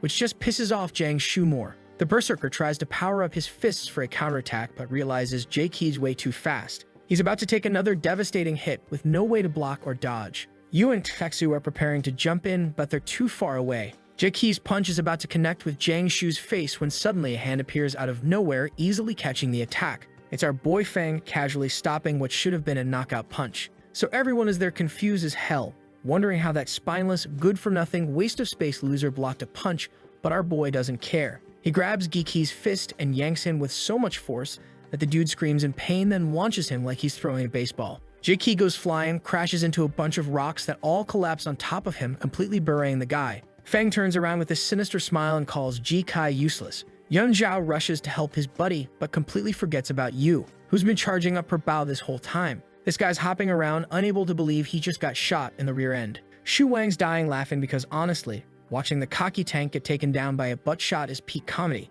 Muchu's having an existential crisis watching all this go down. A mage just destroyed an unarmed berserker and an archer nailed a tank at close range. She's wondering if this is all a dream since these guys are supposed to be elite talent. Meanwhile, Feng's breathing hard because he was trying to stay low-key, and now he's blown his cover completely. He tells Dixu to stop being useless and go heal the berserker. While she's patching up Jiang Shu, Feng asks him how he wants to deal with GK. The berserker says he doesn't know, but he'll follow Feng's orders, which surprises our boy. Feng tells Jiang Shu to go loot Jiki's equipment as compensation for all the disrespect. Yun Zhao loses his mind screaming about theft, but then suddenly there's Feng right in his face with that scary expression asking, "You saying something?" Yun Zhao immediately does a 180, offering his own equipment to calm things down. Feng gives him a hug and tells him he doesn't like problems. If Yun Zhao even thinks about revenge, they'll regret it. The former tough guy promises they won't do anything stupid. Muchu jumps in, offering her equipment too, handing it to Shu Wei. Feng calls her smart, then tells them all to go train somewhere else, leaving Muchu embarrassed and equipmentless. As they're walking away, Yu tells Feng she was planning to take him training but never imagined he'd be this strong. He laughs, saying she knew he changed classes recently, but didn't want to draw attention. Yu gets frustrated with his secretive attitude, saying she won't ask more questions since he never tells her anything anyway. Feng laughs again, telling her she understands him better than anyone. That's when she puts her hand on his shoulder and tells him that regardless of everything, she's really happy for him. He just smiles and gives her a thumbs up while thanking her. So Shu Wang and Jiang Shu are asking Feng about his university and guild plans, and he's like, haven't thought about it yet. Smart move actually, because he knows that both places have strict management and one slip-up could expose all his forbidden magic secrets. But then Feng gets hyped and suggests they go deeper into the secret area to level up faster. He's thinking even without his high-level magic, he can use attribute buffs and passive abilities to carry the team. The scene shifts and Feng's at Duan's place, complaining he only gained 1 level after days of hard work. Dude's been spoiled by his forbidden spell power leveling, and now regular grinding won't work for him. He's thinking about how normal people like you take 2 years to reach level 60, and maybe he should just apply to a local university instead of stressing about the elite ones. Then Feng has that millennial moment, if I'm stronger but still have to work as hard as everyone else, what's the point? So he decides to be lazy for a few days, gaming with Duan, sleeping in and eating out. Living his best slacker life until reality comes calling. His phone rings and it's Shin telling him about an upcoming auction with good items. The new Master Tang wants to know if he's interested. Feng's bored enough to say sure, and Shin promises to have the item list ready for him to review. Cut to the meeting where Master Tang Yikai introduces himself as an appraiser from some fancy trade exchange. He's being super humble, telling Feng not to be formal, but internally he's thinking about how the mayor specifically told him to treat Feng like royalty. Shin hands over the auction list and Feng starts scanning through it, looking thoughtful. Most of the mage equipment potions are useless to him. Master Tang's getting nervous watching Feng flip through everything so quickly, wondering if he underestimated this kid's standards. Then something catches Feng's eye and his expression gets serious. Master Tang perks up thinking Feng found something good. It's an experience potion with a 100% boost. Super rare, perfect for power leveling. But here's where things get sketchy. Feng goes quiet, remembering his conversation with Shu Wei about the recipe. Duan's also shocked seeing what it is, and even Master Tang notices something's off. Feng gets all serious and asks where they got the item. Master Tang awkwardly explains it came from the Blue Sharp Guild, one of the 7 major guilds in the country with serious power. And that's when Feng's detective brain kicks in. Either Shu Wei secretly sold their recipe to this guild, or these guys did something shady to get it. Feng asks if the guild mentioned where the potion came from. Ikai told our boy about a new place called the Trial of the Gods. It can only be faced alone and is split into layers. Every 10 layers you get a reward. One of those rewards was the formula. Duan says it's his first time hearing of it and wonders if this is another weird instance of change. He points out that usually you have to register with the county office first. Feng starts thinking maybe Shu Wei ran into trouble, but he also feels this Trial of the Gods sounds amazing. Right then, his system message pops up and slaps him with a mission. Use the power of the trial for his own game with a time limit of 60 days, and if he fails to do so, then he won't be doing anything else because he'll be dead. But instead of being afraid, our boy is thrilled because this is the first real mission he has been given. He thanks Yikai but says he will skip the auction this time. Yikai shrugs but is secretly confused since Feng is turning down the most wanted item of the day. Duan told him that he'll look into the matter. Feng says there is no way he is tagging along. After some messy research, Duan remembers the shiny badge Mayor Zhang gave him. He uses it to get in. The two see that the trial looks like a big tower. Duan explains that the Azure Sharp Guild owns the rights and outsiders cannot enter without them. Feng wonders if all the big guilds hog instances this way. Feng goes to check out the trial site in person. He sees guild guards standing around and guesses they post fake leaks online to lure stronger players. He grins, thinking his stealth can sneak past them. One teleport later, he slips behind the guards. Just when he feels clever, an explosion blows everyone sky high. At the control station, someone yells about the blast and another says they must inform the president. Back home, Feng suddenly reappears on his bed, covered in blood and yelling. He cannot believe it. All he did was touch the entrance. A massive energy wave tore through his barrier. Then system messages start flooding in. 3% damage, now 7%. Soon it climbs all the way to 34%. Feng stares at the screen, thinking, great, not only am I bleeding out, but even my cheat system is getting wrecked. So back at the instance area, we've got people investigating the aftermath of whatever explosion just went down. A priest is healing the guards while reporting to the president that everyone's physically fine. One guard wakes up calling for the president, and this guy turns out to be Hishu, president of the Azure Shark Guild. The guard's like, I don't know what happened, but that trial door just exploded and I passed out. Shu's thinking this sounds familiar, they had reports of weird mutations in instances before. Then a mage suggests they use some special investigation magic, and Shou agrees they don't have much choice. Then this mage uses a time reversal spell, which, as the name suggests, basically lets them rewind time and see what actually happened. The president's thinking how lucky they are that this secret realm has recording spells built in. But when they rewind the footage, everyone's jaws hit the floor. They witness some shadowy creature teleporting in, then another deity shows up calling this thing an evil god and asking how it dares invade their territory. These two literal gods start fighting, and everyone watching is losing their minds hearing the term evil god. The other deity gets furious, saying the mysterious guy escaped again and they need to find him before he destroys the world. The scene shifts and Shu's showing this footage to all the other guild presidents. Liu Yingjun confirms this is their first proof that deities actually exist, and based on the spells being cast, we're talking forbidden enchantment level magic, the legendary stuff. Ark from the Epoch Guild asks if it's true that completing trials gets you deity recognition and gifts. Shu confirms it but says they never expected actual gods to show up to the party. Then Yuling Hu from the Chuan Shu Guild says that those forbidden spells are strong enough to destroy deities, which is definitely not good news. Lu Yuning from Wangshu Guild basically says if a god wants to destroy the world, they're all in serious trouble. But Wangbo from the Illuminati Guild has an idea if they can get deity gifts from completing trials. Maybe they can get forbidden enchantments to fight back. Zhang Yanuan from the Blazing Guild thinks it's worth a shot. Meanwhile, Shu's getting suspicious because all these guild presidents are suddenly very interested in his trial of the gods. He tells them they can all participate if they want, but makes it clear the creatures and objects and they are extremely powerful and none of them are strong enough to handle it with their current abilities. So we've got all these guild leaders having an awkward silence moment until Ying Zhen asks Lao if he has any bright ideas. Lao's basically like, what ideas? You guys are supposed to be the skilled ones here. Then he gets upset, saying the only thing they care about is protecting themselves from mutants. And when his apprentice reported an anomaly in Qinyu, nobody gave a darn. But now suddenly they form investigation groups that cause more problems than they solve. Lao says how if it wasn't for the mysterious big shot in Qinyu, they would have been guilty of harming innocent people. Yin Zhen can't even look at this guy, telling him to calm down because his head's on fire again. Yun's thinking about how Lao's dark power usage has made him worse and he was supposed to be retired. Yin Zhen gets serious and asks Lao to have his apprentice show the investigation video to the mysterious big shot of Qinyu, hoping this powerful guy might know something. Lao sarcastically asks if they only remember his apprentice exists now. Yin Zhen bribes him with 2 crates of good wine and promises his apprentice will get a commendation, which finally gets Lao's attention. Cut to Fang at Duan's house, staring at his system. There's a new mission called Don't Worry. It's something small like a tiny little thing with the goal of reaching the second transformation and repairing the system in 60 days. The penalty is, well, obviously very bad. Fang's like, something small? Something small. His system's basically trolling him at this point. He walks to the living room and finds several people there with Duan. Lao stands up, asking if he's Ning Feng, and after introductions, we learn this old guy is the former head of Solitary Shadow and current director of Adventurer Management. His apprentice Miss Jing is there too, responsible for Solitary Shadow in their province. Then Lao drops the ultimate troll question. He asks if Feng is the Scarlet Flame Death God, nearly giving our boy a scare before laughing and saying he's joking. Feng's reading this guy's aura, thinking he's definitely one of the top 3 strongest people alive, with tons of merits from developing secret areas and dismantling evil groups. Lao presents Feng with 5 million crystals and 200 advanced experience potions as a college entrance exam gift, and Feng can't believe the amount. But then they get to business. Jing shows the video of the trial where the deity calls someone an evil god.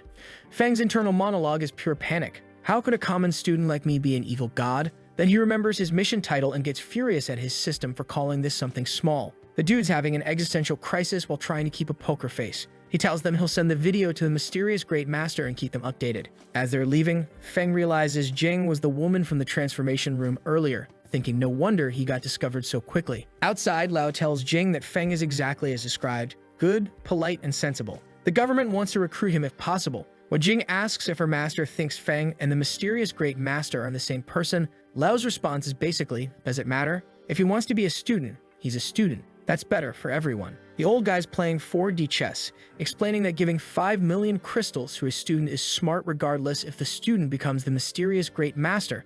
They'll remember the kindness. Plus, enemies are getting stronger and nobody's qualified for the god's gifts, so their best bet is having the mysterious Great Master as their ace in the hole. So Feng's sitting there with his coffee having an existential crisis, thinking about how his system detected damage from some god investigating his whereabouts. This deity casually destroyed his absolute defense with one hit, meaning they've reached the forbidden magic level. Our boy's priority list just got real simple. Fix the system to block god searches and complete the trial mission without dying. He asks Duan for more info from old Lao and learns the trial realm is basically a tower with unknown floors. The monsters inside are ridiculously overpowered compared to regular secret realms, and the current record holder is Shu from Azure Sharp Guild at 42 floors. Feng's sweating because if he triggers more forbidden magic, his cover will be blown. Then he has a lightbulb moment. The mission doesn't say he has to do it personally. Time to find his substitute. He asks Duan how many floors he could handle, and Duan estimates 35. Feng's thinking since Shu is close to his 5th transformation and stronger than Duan,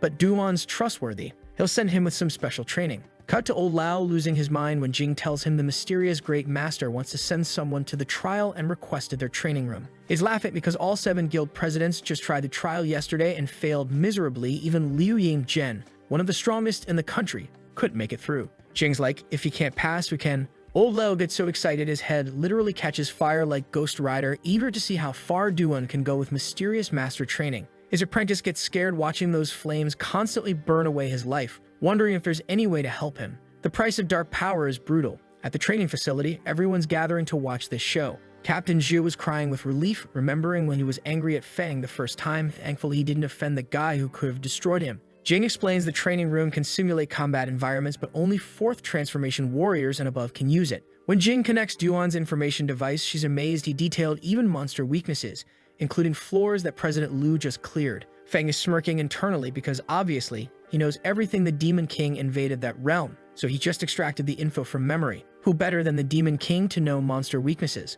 Then old Lao asks if they can watch and Duan's cool with it, but then Lao asks with a sinister expression if the mysterious Great Master really said the evil god would destroy the world, scaring the hell out of Jing. So Duan's sitting there quiet for a moment, then remembers asking Feng at home if the evil god really wants to destroy the world. Feng's sweating bullets because Duan has no idea he's literally talking to the so-called evil god. Our boy is having an internal debate about whether to come clean, but decides the risk of exposure is too high even with someone he trusts.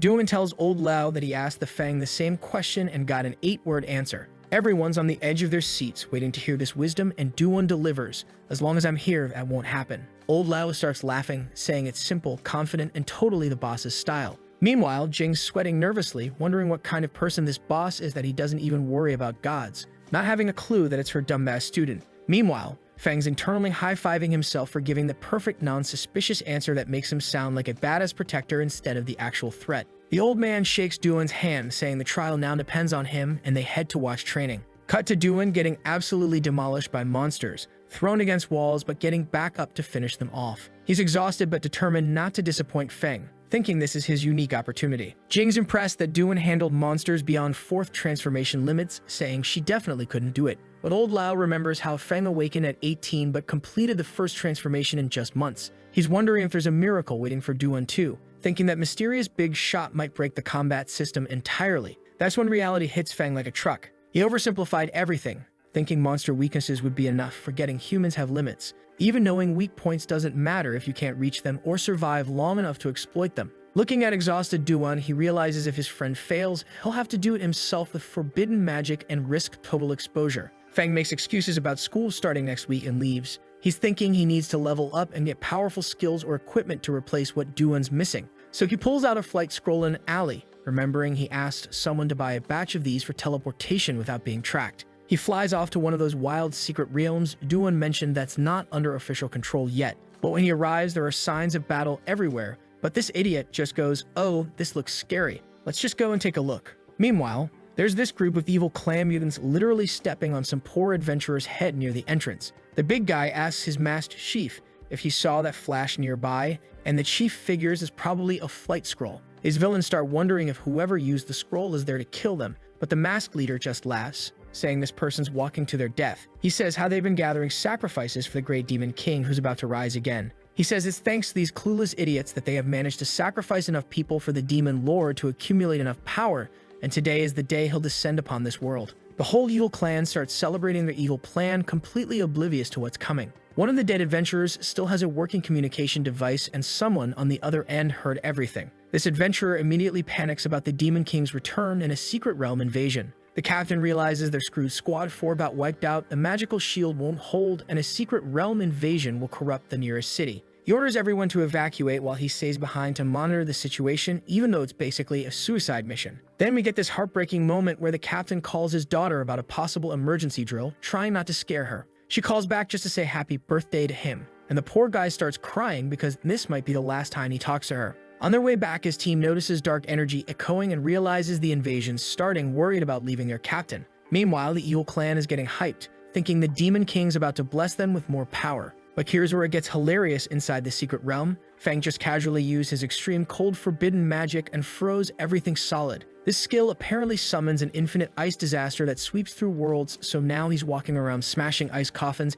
having the best time of his life while being happy that these monsters give great experience, and he just hit level 37. One of the monsters he casually froze was the Demon King everyone's been waiting for. The evil clan's outside celebrating their king's return, while their great Demon King is currently a popsicle thanks to our oblivious protagonist. Feng's just browsing his system for new skills, completely unaware that he just accidentally saved his city and ruined some villain's entire master plan. Then his system window pops up saying he could choose a new skill. Outside the portal, something starts emerging from the portal, and the entire evil clan drops to their knees, expecting their great Demon King. But out walks Feng with his usual clueless expression and that stupid face of his, and everyone just stares at each other. Feng is like, what the hell is happening here? While the clan leader's freaking out, wondering where his Demon King is. Well, the poor guy is complaining about being stuck in ice if you guys are curious. The leader looks at Feng's beginner equipment, thinking there's no way this noob could be related to the Demon King. He figures maybe Feng's an opportunist trying to ally with the Demon King but got scared by the dark energy. So he shouts, asking if Feng's there to join them.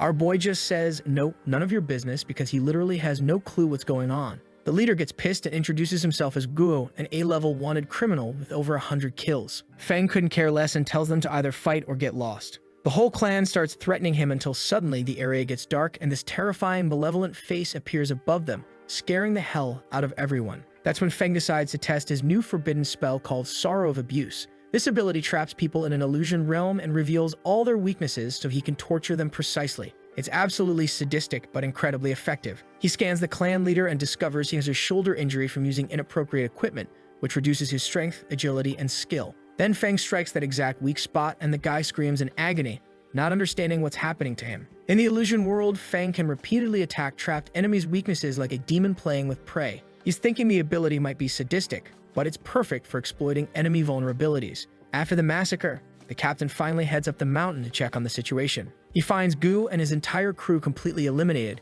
He is wondering how Class, a wanted criminal along with his subordinate, has been completely wiped out. This is crazy because to hunt down this guy, 4 adventurer teams have been sacrificed, but none of them succeeded.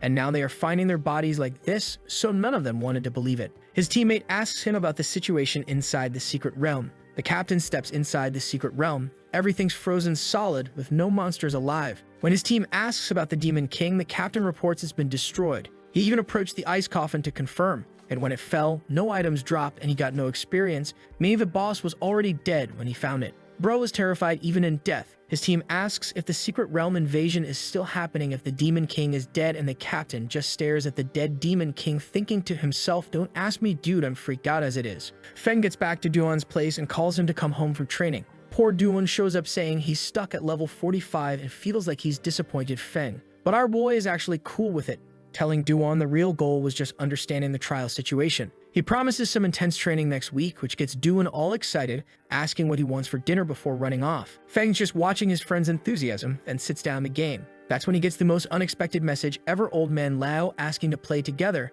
and claiming he's great as a level 6 tank, apparently. Feng's like, did someone hack this guy's account? Until he gets an audio message confirming it's really him. Turns out the old flamehead plays with his grandson, who's busy with entrance exams. They team up, win a match, and Lao suggests Feng could play with his grandson sometime since they're the same age. Feng agrees, thinking this relationship could be useful for his future plans. Then Lao drops some intel about 3 major universities organizing a training camp to select students, with 2 spots still available. Feng realizes that while forbidden spells are powerful, if he has to fight gods without combat experience, he's screwed. So he accepts the offer, and Lao reserves both spots in case Feng wants to bring a teammate, looking at his grandson's picture. Old Lao says you two have a lot in common. Who knows, you might even become good friends. The scene shifts to school, where everyone's complaining about raised university standards and how even current students are failing assessments. One classmate gets salty, pointing at sleeping Feng and asking if 3-star awakened people are the same as lower ranks. Then Teacher Chi announces a new student, and all the boys immediately lose their minds when Chai Muchu walks in. Feng wakes up remembering this is the girl who caused trouble in the secret realm, the one whose equipment he basically stole after her team got demolished.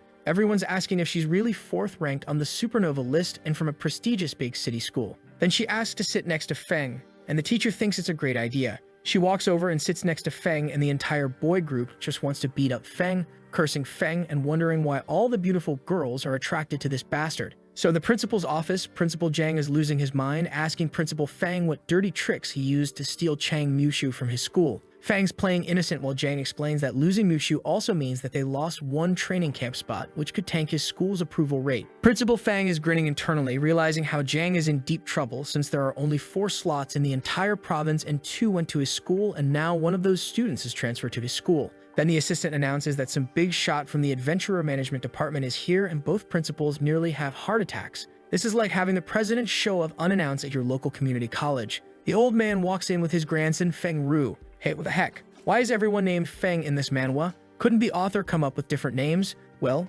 anyways, the old man's grandson is ranked 12th nationally as a blood knight with uncontrolled dark powers that could put him in the top 5 if he mastered them. Feng asks the old man how he can help him, and the old man says that his grandsons want to transfer to his school. Jane's jaw drops. He is thinking, why would they choose a run-of-the-mill school like this? Then he realized that everyone on the national supernova list has a spot in the training camp, so that means that Feng's school just gained 1 additional spot. Then Lao casually mentions they have 2 training camp spots to assign, and Zhang's jaw hits the floor because that's almost all the spots in their entire province. Feng doesn't waste this opportunity to rub it in Zhang's face before kicking him out. He was basically like, hey, can't you see important people are talking, so go away, man? His face here is hilarious. Then Feng cuts to the chase, asking if the spots are really for Ning Feng from 3rd year class 2, since the kid only recently awakened. Lao just says it's up to the department and Feng shouldn't question it. The principal's thinking about how the Adventurer Management Department operates independently of the 7 great guilds with massive influence, wondering how the hell Feng connected with this guy.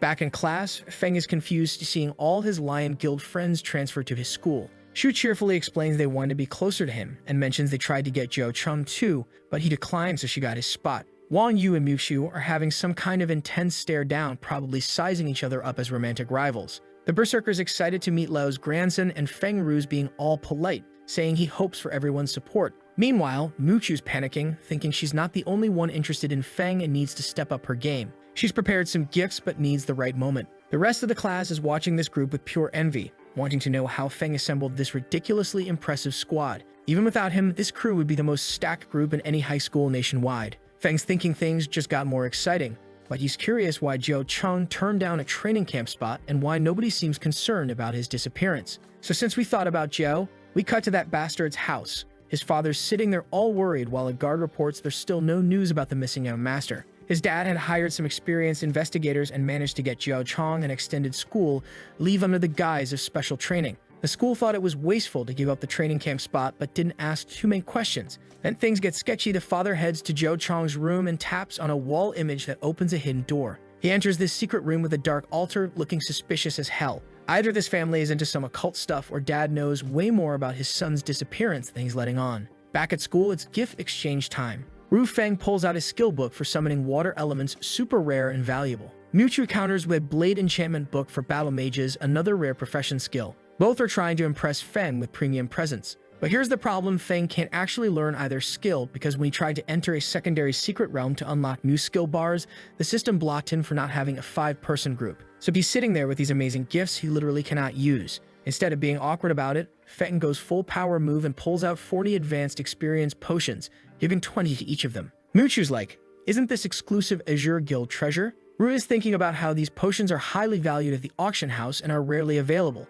and the fact that Feng has 40 of them means that this guy is actually someone super important, and then suddenly the conversation shifts to thighs. Yu walks up to our boy saying that she also has a gift for him, and then she pulls out a shiny new potion that Shu Wei refined. She hands over the potion to Feng and our boy is really impressed with what Four Eyes has come up with. Cut to Duan's house, where Duan is wondering if Feng forgot about the promised hellish training since he hasn't mentioned it. Feng shows up early explaining training camp students get flexible schedules, then hands Duan a nourishing potion that heals accumulated internal injuries. Feng told him to drink the potion first and then they'll start the training. Duan's excited, thinking the hellish training is finally starting and chugs the potion immediately. So Feng asks Duan how he's feeling after chugging that healing potion, and Duan's like, my body's warming up and those nagging injuries feel lighter. Our boy is thinking this stuff really works since it nearly healed his own curse-inflicted injuries. Then he says that it's time for hell training. Duan's practically vibrating with excitement, shouting that he understands and can't wait to start. Feng tells him to speak up the moment he can't continue, then starts using his Sorrow of Abuse skill to analyze Duan's weaknesses.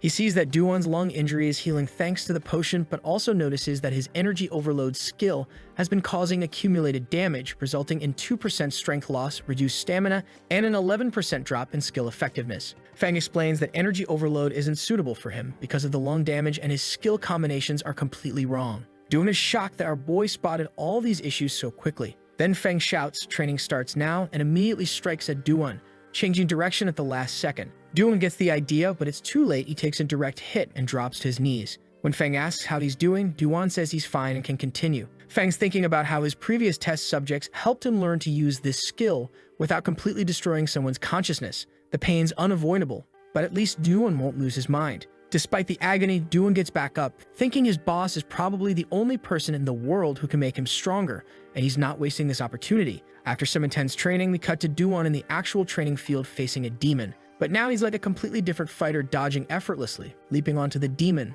spinning in the air while concentrating energy in his dagger, then driving it into the demon's back. The thing roars in pain and Duan finishes it off easily, grinning and asking for the next stage. Jing is shocked, saying there are no more stages, they used up all the monster information Duan provided. That's when our boy collapses from exhaustion, but he's overwhelmed with happiness, crying because his master's training let him clear the entire training field. Old Lao can't believe what he's witnessing. Elevating a 4th transformation warrior to this level in just half a month is basically impossible. He calls it a miracle, and says the agency definitely needs to maintain good relations with the mysterious great boss. His head starts heating up again, and when Jing worries about him, he laughs, saying reaching his age as a transformer is already a blessing. Jing's thinking the old man sends Granson to study in Xinyu to pass the torch, but she's still concerned about the dark power's price constantly burning away his life. She wonders if the great boss might have a solution. Lao looks thoughtful, watching Duan on the ground, and says they'll discuss it later. First, they need to get Duan ready for the secret realm trial. So if a sharp blue guild, Lao and Duan arrive at this massive reception with Liu Yingzhen introducing himself as the Waiyu guild leader. He's got all 7 guild presidents lined up behind him.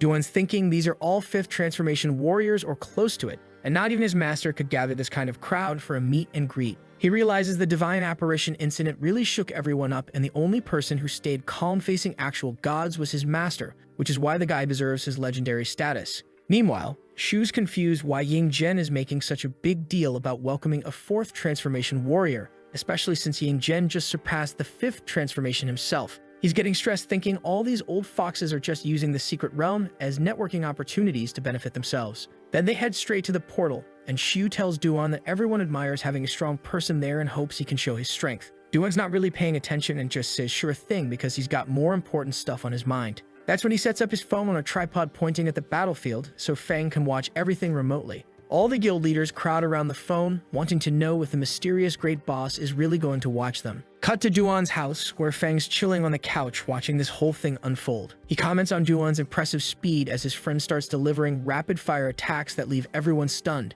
Yingzhen's like, his abilities are incredible, his speed multiplied several times, while Shu's asking if Duan's really only in his 4th transformation. They're watching this guy move so fast he's already surpassed President Lu's performance. Then Duan faces this massive demon, but instead of being intimidated, he casually finishes it off without breaking a sweat. The system congratulates him for successfully completing the trial, and everyone's jaws hit the floor because nobody expected him to actually pull it off. But here's where it gets wild, folks. Duan looks up and sees this bright light as the system informs him he's received the blessing of the gods as a first completion reward, which turns out to be a forbidden spell from actual deities. All the guild leaders lose their minds learning that god blessings are literally forbidden spells. Shu's having a complete meltdown, realizing this is a first completion only reward, meaning nobody else can get it now. Since it's his secret realm, he thinks that reward should have been his. Then comes the plot twist that's both hilarious and tragic. The system scans Duan's body and tells him his profession level isn't advanced enough to learn the forbidden spell. So Duan's standing there confused about why he can't learn the forbidden spell, and old man Lo's equally baffled.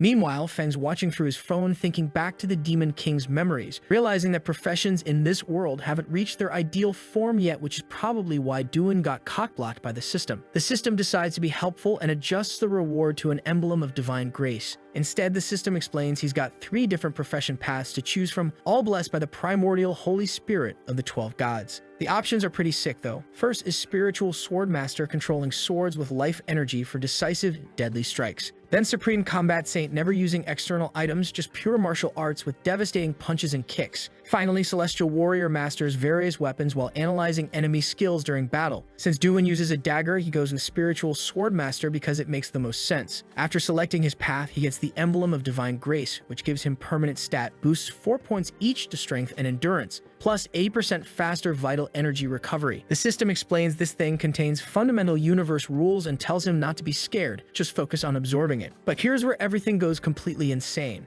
As Duan absorbs this divine power, the sky lights up with a global system message announcing that someone completed the God's Trial at world-class difficulty with a divine emblem drop rate between 0 and 1%. This wasn't just shown locally, the entire world saw this announcement. People are grabbing their phones, recording this cosmic notification, and wondering what the hell just happened. Feng looks out his window, seeing the message, and gets a system notification asking him to complete the secret realm and use his power to his advantage. Meanwhile, at the trial site, all the guild leaders are panicking about the world-level difficulty announcement. Ark mentions people everywhere saw the message, confirming it was global. When Duan exits the portal, every guild president rushes toward him. Yin Zhen thinks Duan's strength can't be measured as a 4th transformation anymore and believes the entire global evaluation system will be revolutionized because of him. They're all trying to recruit him Illuminati Guild, Epoch Guild, and Wayou Guild. Everyone wants a piece of this suddenly legendary warrior. But Duan just smiles and politely declines, saying he's not interested in joining any guild right now. He heads home and excitedly tells Feng he succeeded without disappointing him.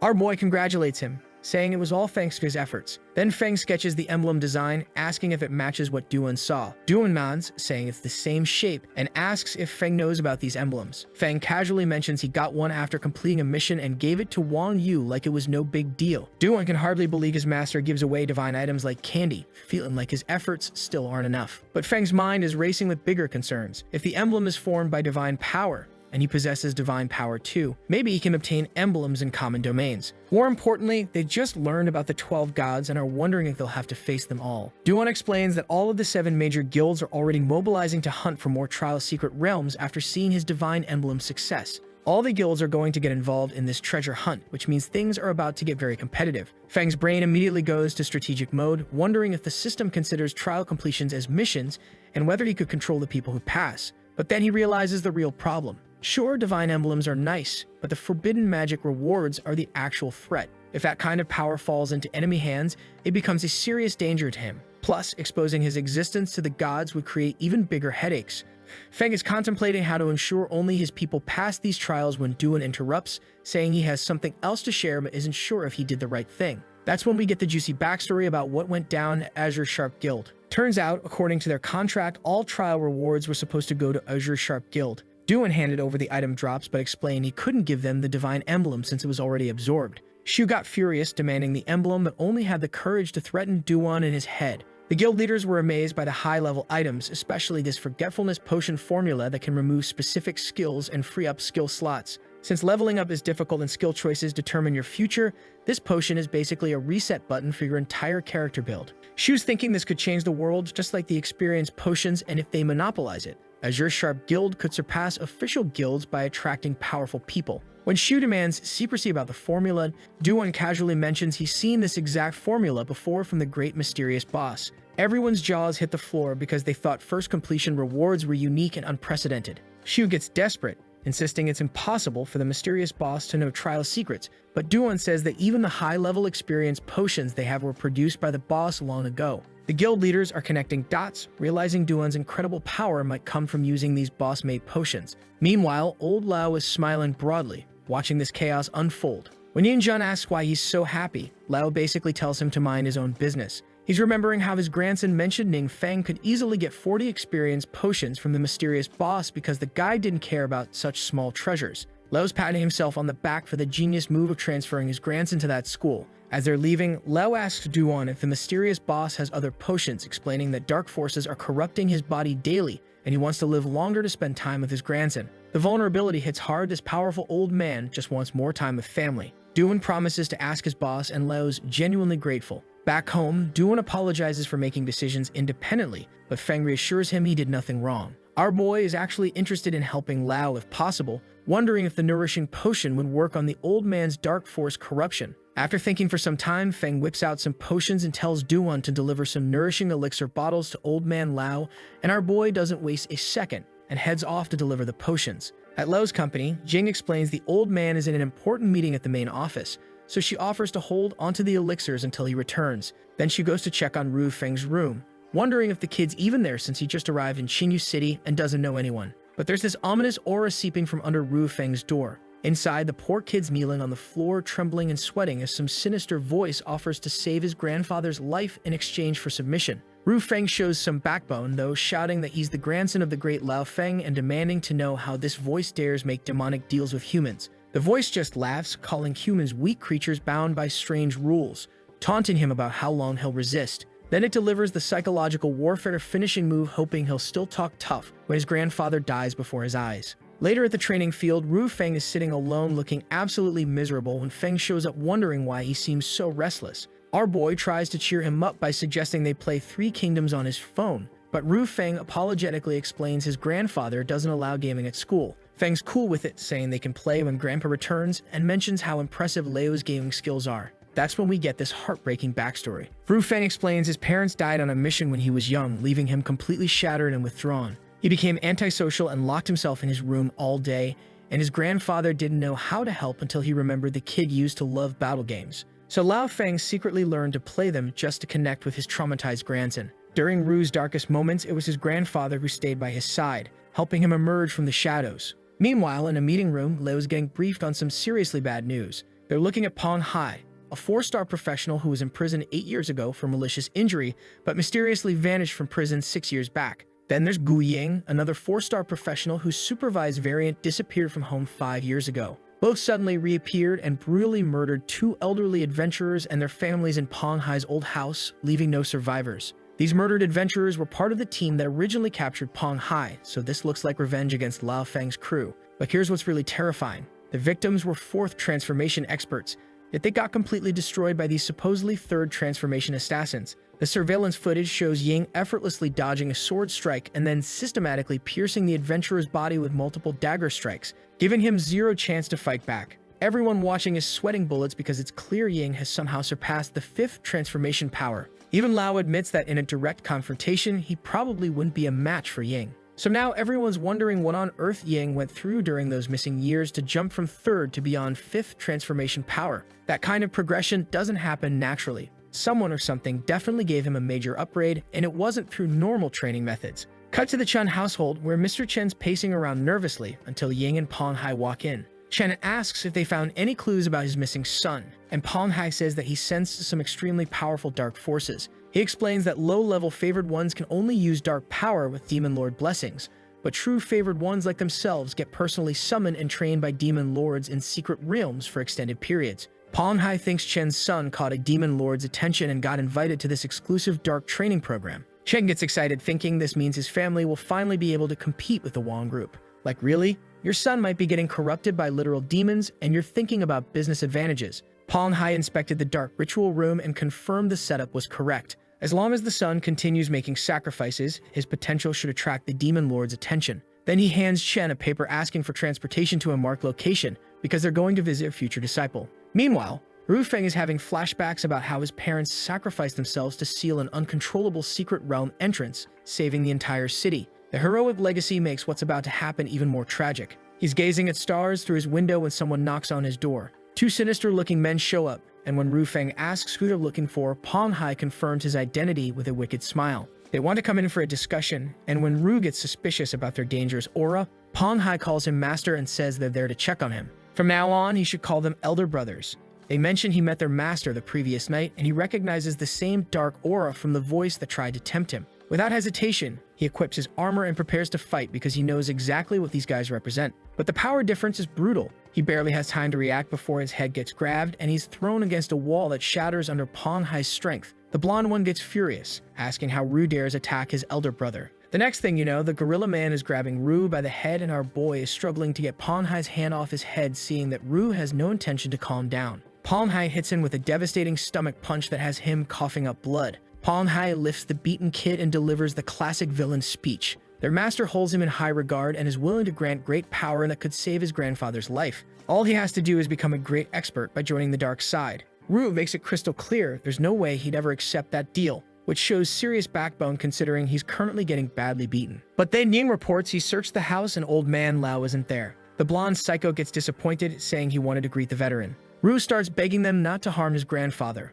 and that's when Peng Hai drops the ultimate psychological warfare bomb. He releases the kid's head, letting him faceplant on the floor, then explains how sacrificing loved ones can unleash even greater dark power. He gives Ru 3 days to think it over, agree to become their disciple, and they'll leave the past behind, but refuse and Grandpa dies. Looking at a photo of Ru and his grandfather, Peng Hai comments it would make a fitting gravestone. Meanwhile, Feng's in some dungeon casually obliterating demons with his staff, frustrated that he can't find suitable places to level up efficiently. His systems being its usual unhelpful self, calling the mission a piece of cake while reminding him he's got 43 days to complete the second transformation or die. That's when he gets a call from Duan. Feng realizes by the tone that it's something serious. Duan said that he got a call from Old Man Lao, and he wants to become the apprentice of the great mysterious master. Cut to the hospital where Feng visits Ru, who's trying to stay positive despite being in the special mutant ward for dark power monitoring. The kid's never seen anything like this place before, and Feng jokes that no normal person would ever get admitted there. At hospital reception,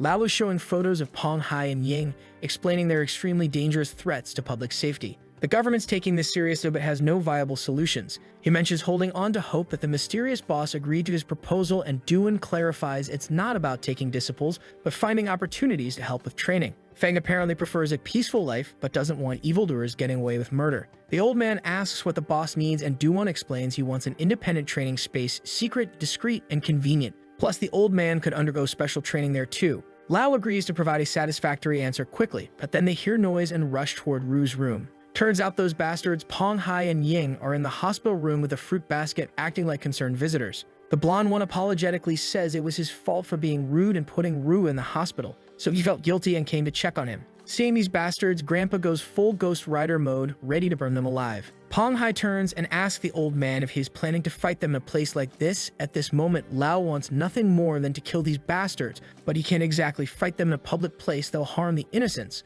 so he calms himself. After that, they just walk past him and run at Duan on their way back, where the bastard shows why he is an asshole and spits on Duan. Duan, too, wanted nothing more than to beat them up but held back because of Old Man Lao. Lao apologizes to him, but Duan says that there is no me for that. Meanwhile, our boy Feng walks into Ru's room and goes straight for the fruits. He said that they look nice and fresh, so it'll be a waste to not eat them. Later that same day, we get this scene of Peng Hai, Ying, and Chen's father living it up drinking with women. The blonde mentions Wang Yu from the wine group being interesting, and Chen laughs, saying his son originally planned to use her as a sacrifice, but Peng Hai is welcome to take her instead. Casual human trafficking conversation over cocktails. These guys are absolutely vile, man. That's when the wall suddenly explodes and Feng and Duan make their dramatic entrance through the dust and debris. Chen's furious, demanding to know who's there, and Duan orders everyone except Peng Hai and Ying to leave immediately. The two assassins just smile, saying finally it came for them. They've been expecting this confrontation. Ying wastes no time launching at Duan with his lightning sword, but Duan effortlessly blocks the attack with his dagger,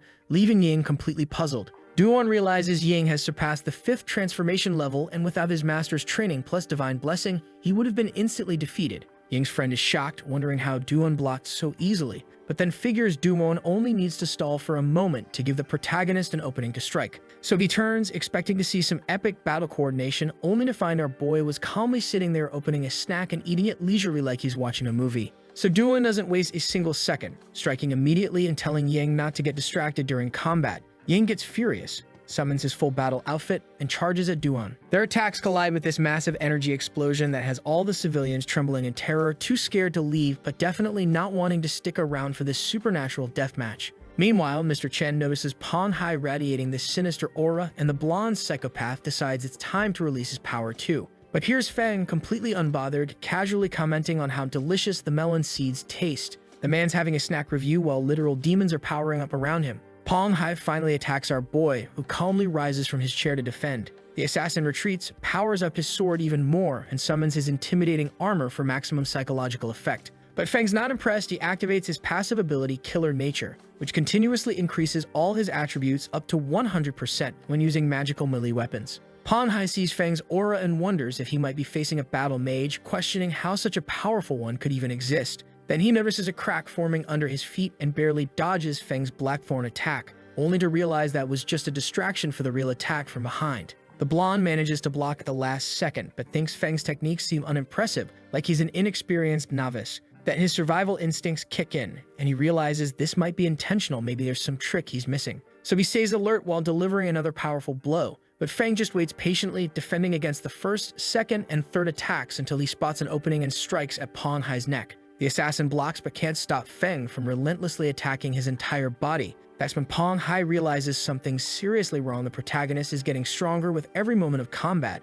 which is exactly what that passive ability does. Getting cornered, Pang Hai desperately shouts for Feng to wait, wanting to negotiate. When Feng decides to humor him and listen, the assassin suggests they sit and talk since they're both powerful, with no need to fight to the death. Feng says there's nothing to talk about, the situation is beautifully simple. Pang Hai dies and he lives. This infuriates the blonde, who calls him arrogant, claiming that in his master's eyes, Feng is nothing but an insignificant insect. That gets Feng curious, wondering if the master might be the demon king from the secret realm. Pang Hai confirms it and starts this intimidating monologue about how his master is beyond human comprehension, has killed countless demon kings from various secret realms, and enjoys crafting ornaments from powerful enemies' bones. But instead of being terrified, Feng gets excited, asking if the master really killed demon kings and collected their remains. That bastard thought that our boy got scared, but nah, Feng just grins and asks him, "So would you mind telling him where this great master of yours is hiding?" So outside the building, old Lo's crew has arrived on the scene. Jing confirms the battle's happening on the top floor of some Jiao Corporation property, and witnesses identify the residents as likely Pang Hai and Ying. Lao wastes no time casting detection magic toward the building to scope out the situation. He observes the fight and confirms it's really Pang Hai getting his ass handed to him,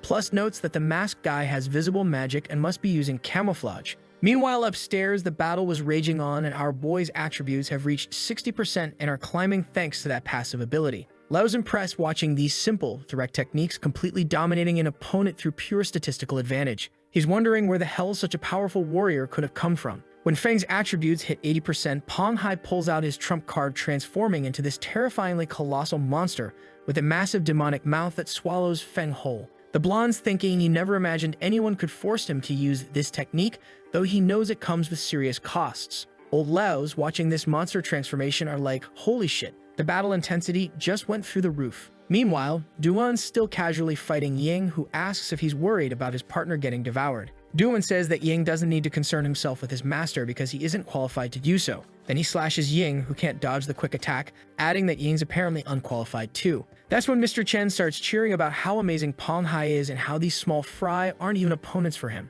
Without mercy, the monster slices Chen in half right in front of the terrified women, then comments that Chen was the useless one. Releasing even more power, Pang Hai declares that since he transformed, he might as well devour some stronger enemies. He looks directly at Lao's observation orb, which terrifies the old man when he realizes he's been discovered. Just when this bastard was about to drop his villain monologue, a massive explosion erupts from within Pang Hai, leaving him completely confused about what's happening. Then Feng emerges from inside the monster and Pang Hai collapses with his stomach completely ruptured. After our boy casually walks out of his stomach, he is thinking about how he's been using these abilities for ages but still isn't familiar with real combat. Meanwhile, Ying is freaking out, screaming over his partner's broken body, but Duan just says, "Don't be sad.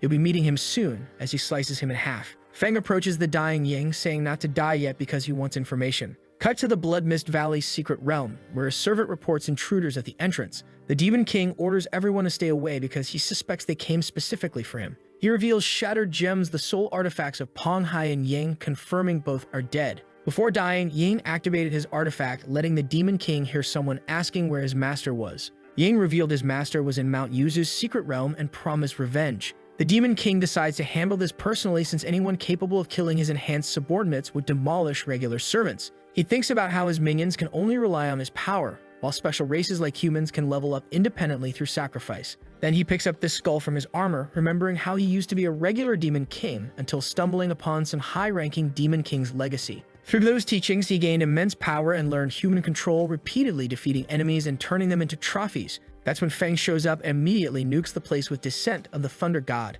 summoning a massive thunderstorm with celestial powers. He was bored because the heavy mist prevented him from seeing anything and he hadn't encountered monsters yet, so his solution was basically carpet bombing the entire area with divine lightning. The Demon King gets absolutely fried by this casual area of effect attack. Then Feng's system detects Legacy of the End and he gets excited, thinking his system isn't damaged. Following the aura source, he finds what he's looking for in the hand of a black statue, which is actually the charred Demon King he just accidentally electrocuted. Our boy has no idea he just one-shot the main villain while looking for loot. He starts absorbing the legacy fragments, wondering why there's only one when there should be countless relics. After absorption, his attributes increase by 100 points without using any abilities. He levels up to 40, and he can learn new skills. He says he can now crush most adventurers. Finally, he picks up a skill book for his summoning curse, wondering if he could summon a great Demon King and whether this would make him more of an evil god. So Feng decides to learn the Gate of Darkness skill first and figure out the consequences later. This forbidden spell lets him open dark gates to summon either a constant stream of dark creatures for 12 hours or one high-level demon lord indefinitely. At first he thinks it might not be useful, but then realizes he can summon an unlimited demon lord.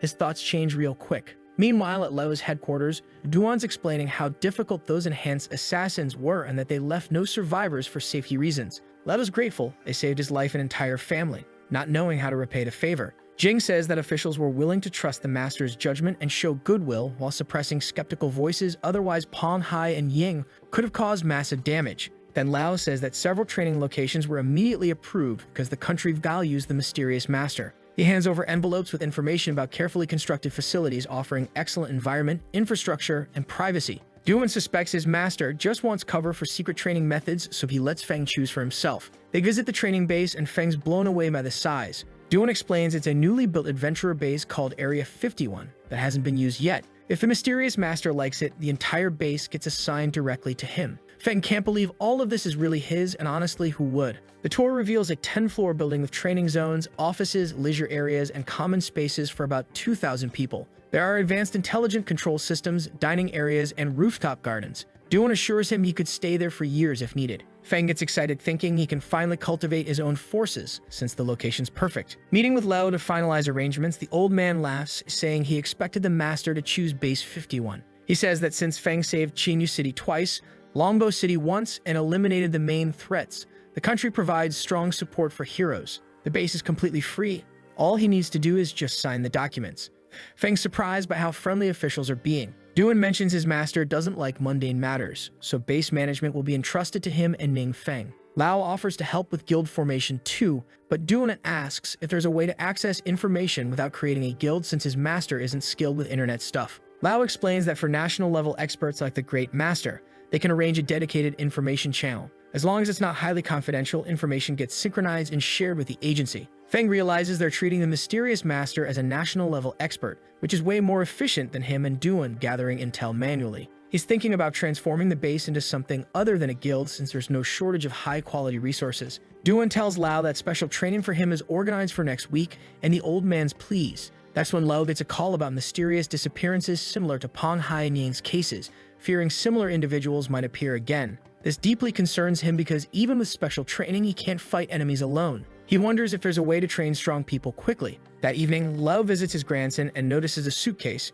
immediately asking where Ru's headed. So Ru Feng's all excited, explaining to his grandfather that the supernova training camp is starting and Ning Feng organized special training for them. He got a call saying he needs to be at the training base in 2 days, so he's packing early to avoid being late. When Grandpa asks how many people are going, Rue says 5 total, including himself. This gets Leu so excited that he literally turns into Ghost Rider again, head blazing with flames. Poor Rue has to warn him his head's on fire, but Lao reassures him he took the medicine Duan gave him and is clearly improving, but the dark powers are still hard to control. Lao rephrases his question, asking what kind of people Ningfeng invited. Rue explains they're just good friends, and aside from himself, the others have known Ningfeng for ages. This makes Grandpa even more excited, thinking the Great Master will look after those close to him. He kneels down to help pack and advises Rue to listen carefully to Ningfeng, since it's a rare opportunity. He also reminds him to control his pace and not forget to call when ready for ranked matches. Rue's confused by this sudden burst of grandfather enthusiasm. At the training base, Wang Yu's group arrives and she's intrigued, commenting that this seems like the place Ningfeng mentioned, but there's nothing except forests.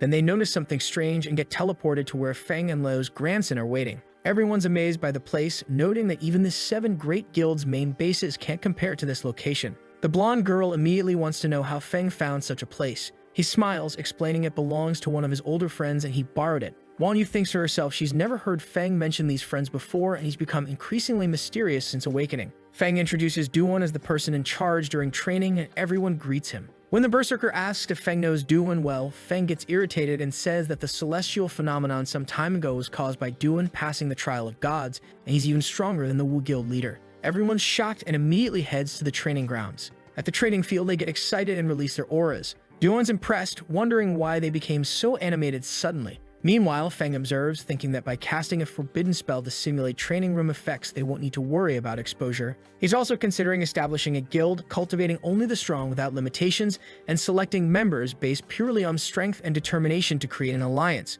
Yu starts first, but immediately gets struck in the arm and screams in pain. The sense of dread she got from the environment was incredibly real. She thinks how this training would definitely break someone's will if it weren't controlled. She wonders if Ningfeng endured such cruel trials to become stronger, not knowing he's literally the one creating this nightmare scenario. Jiang Shu reflects that neither he nor Shu are supernovas and never dared hope to surpass others' talent through hard work, but Feng showed them there's hope. Rue's thinking he can't rely on grandfather's protection forever and wants to protect people he cares about. Meanwhile, Shui stays silent and our boy Feng smiles, saying they're all doing very well. So everyone's completely exhausted after the forbidden magic torture session, commenting they feel like they've been suffering for centuries and are nearly dead. Duan enters, declaring that's enough for today and announces targeted training tomorrow. They head to a VIP room where Yu admits that although special training just started, the gains already surpassed previous years. She emphasizes it's impossible to identify weaknesses relying solely on self-understanding. Ru Feng reflects that his dark power felt strange during training. Even when giving his best effort, there were no signs of it going out of control. The forbidden magic training environment is apparently so intense it's actually stabilizing his chaotic abilities, which is both terrifying and impressive. That's when Shui starts crying and Feng asks what's wrong. Yu explains it's due to stress from skepticism spreading online about their school getting more supernova training camp spots. Feng checks his phone in disbelief and they discover various toxic comments about the school. But then they notice someone defending them in the comments, Chang Muchu, replying to every single person mocking them. Everyone's astonished she'd be willing to defend them, especially since she barely knows some of them. She wipes her tears, explaining she was nervous about embarrassing Ningfeng, but the special training made her feel confident instead of nervous, so she cried from joy rather than stress. Feng tells everyone to train peacefully and promises another gift in a few days. When you ask what it is, Feng says it's a secret, leaving her pouting. Then we cut to our boy sitting in his bed thinking about the info he got when he absorbed the memories of the Demon King last time. In those memories, he found something about the evil god. It turns out there are 7 evil gods born of darkness who are common beliefs of monsters in the secret world.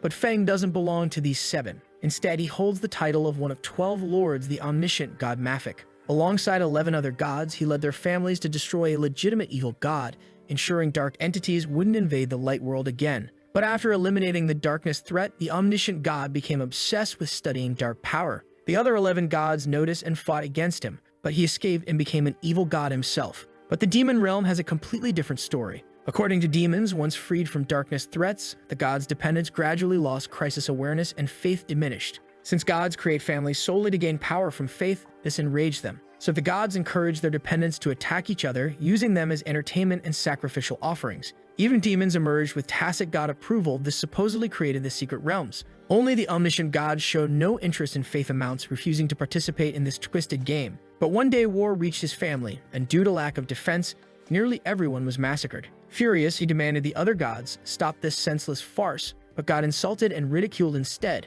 The conflict escalated into a great battle. It took 2 deaths and 6 injuries among the 11 main gods to force the omniscient god to retreat. After that, nobody knows where he went. Rumors suggest he entered an unknown dimension, neither light nor dark, and disappeared. Fearing retaliation, the gods did everything to tarnish his image while searching for his whereabouts. After that, he flies off to a portal, thinking the Adventurer Guild's nationwide information access is convenient for finding unknown secret realms. Entering a dungeon, several monsters rush him, but he easily defeats them all with 1 staff strike, gaining decent experience points. He comments that the experience isn't bad and the boss will likely drop something valuable. The secret realm boss appears as an iron-armored minotaur. Our boy leaps off and bonks the big guy on the head with his sword, but that damn bastard's skin was so tough that his sword broke. He looks at his sword and thinks that his level isn't high and his weapons aren't as good as those used by 4th or 5th level adventurers. That's why his weapons keep breaking. Seeing this, the Minotaur was feeling smug. He grins and man, his face is hilarious.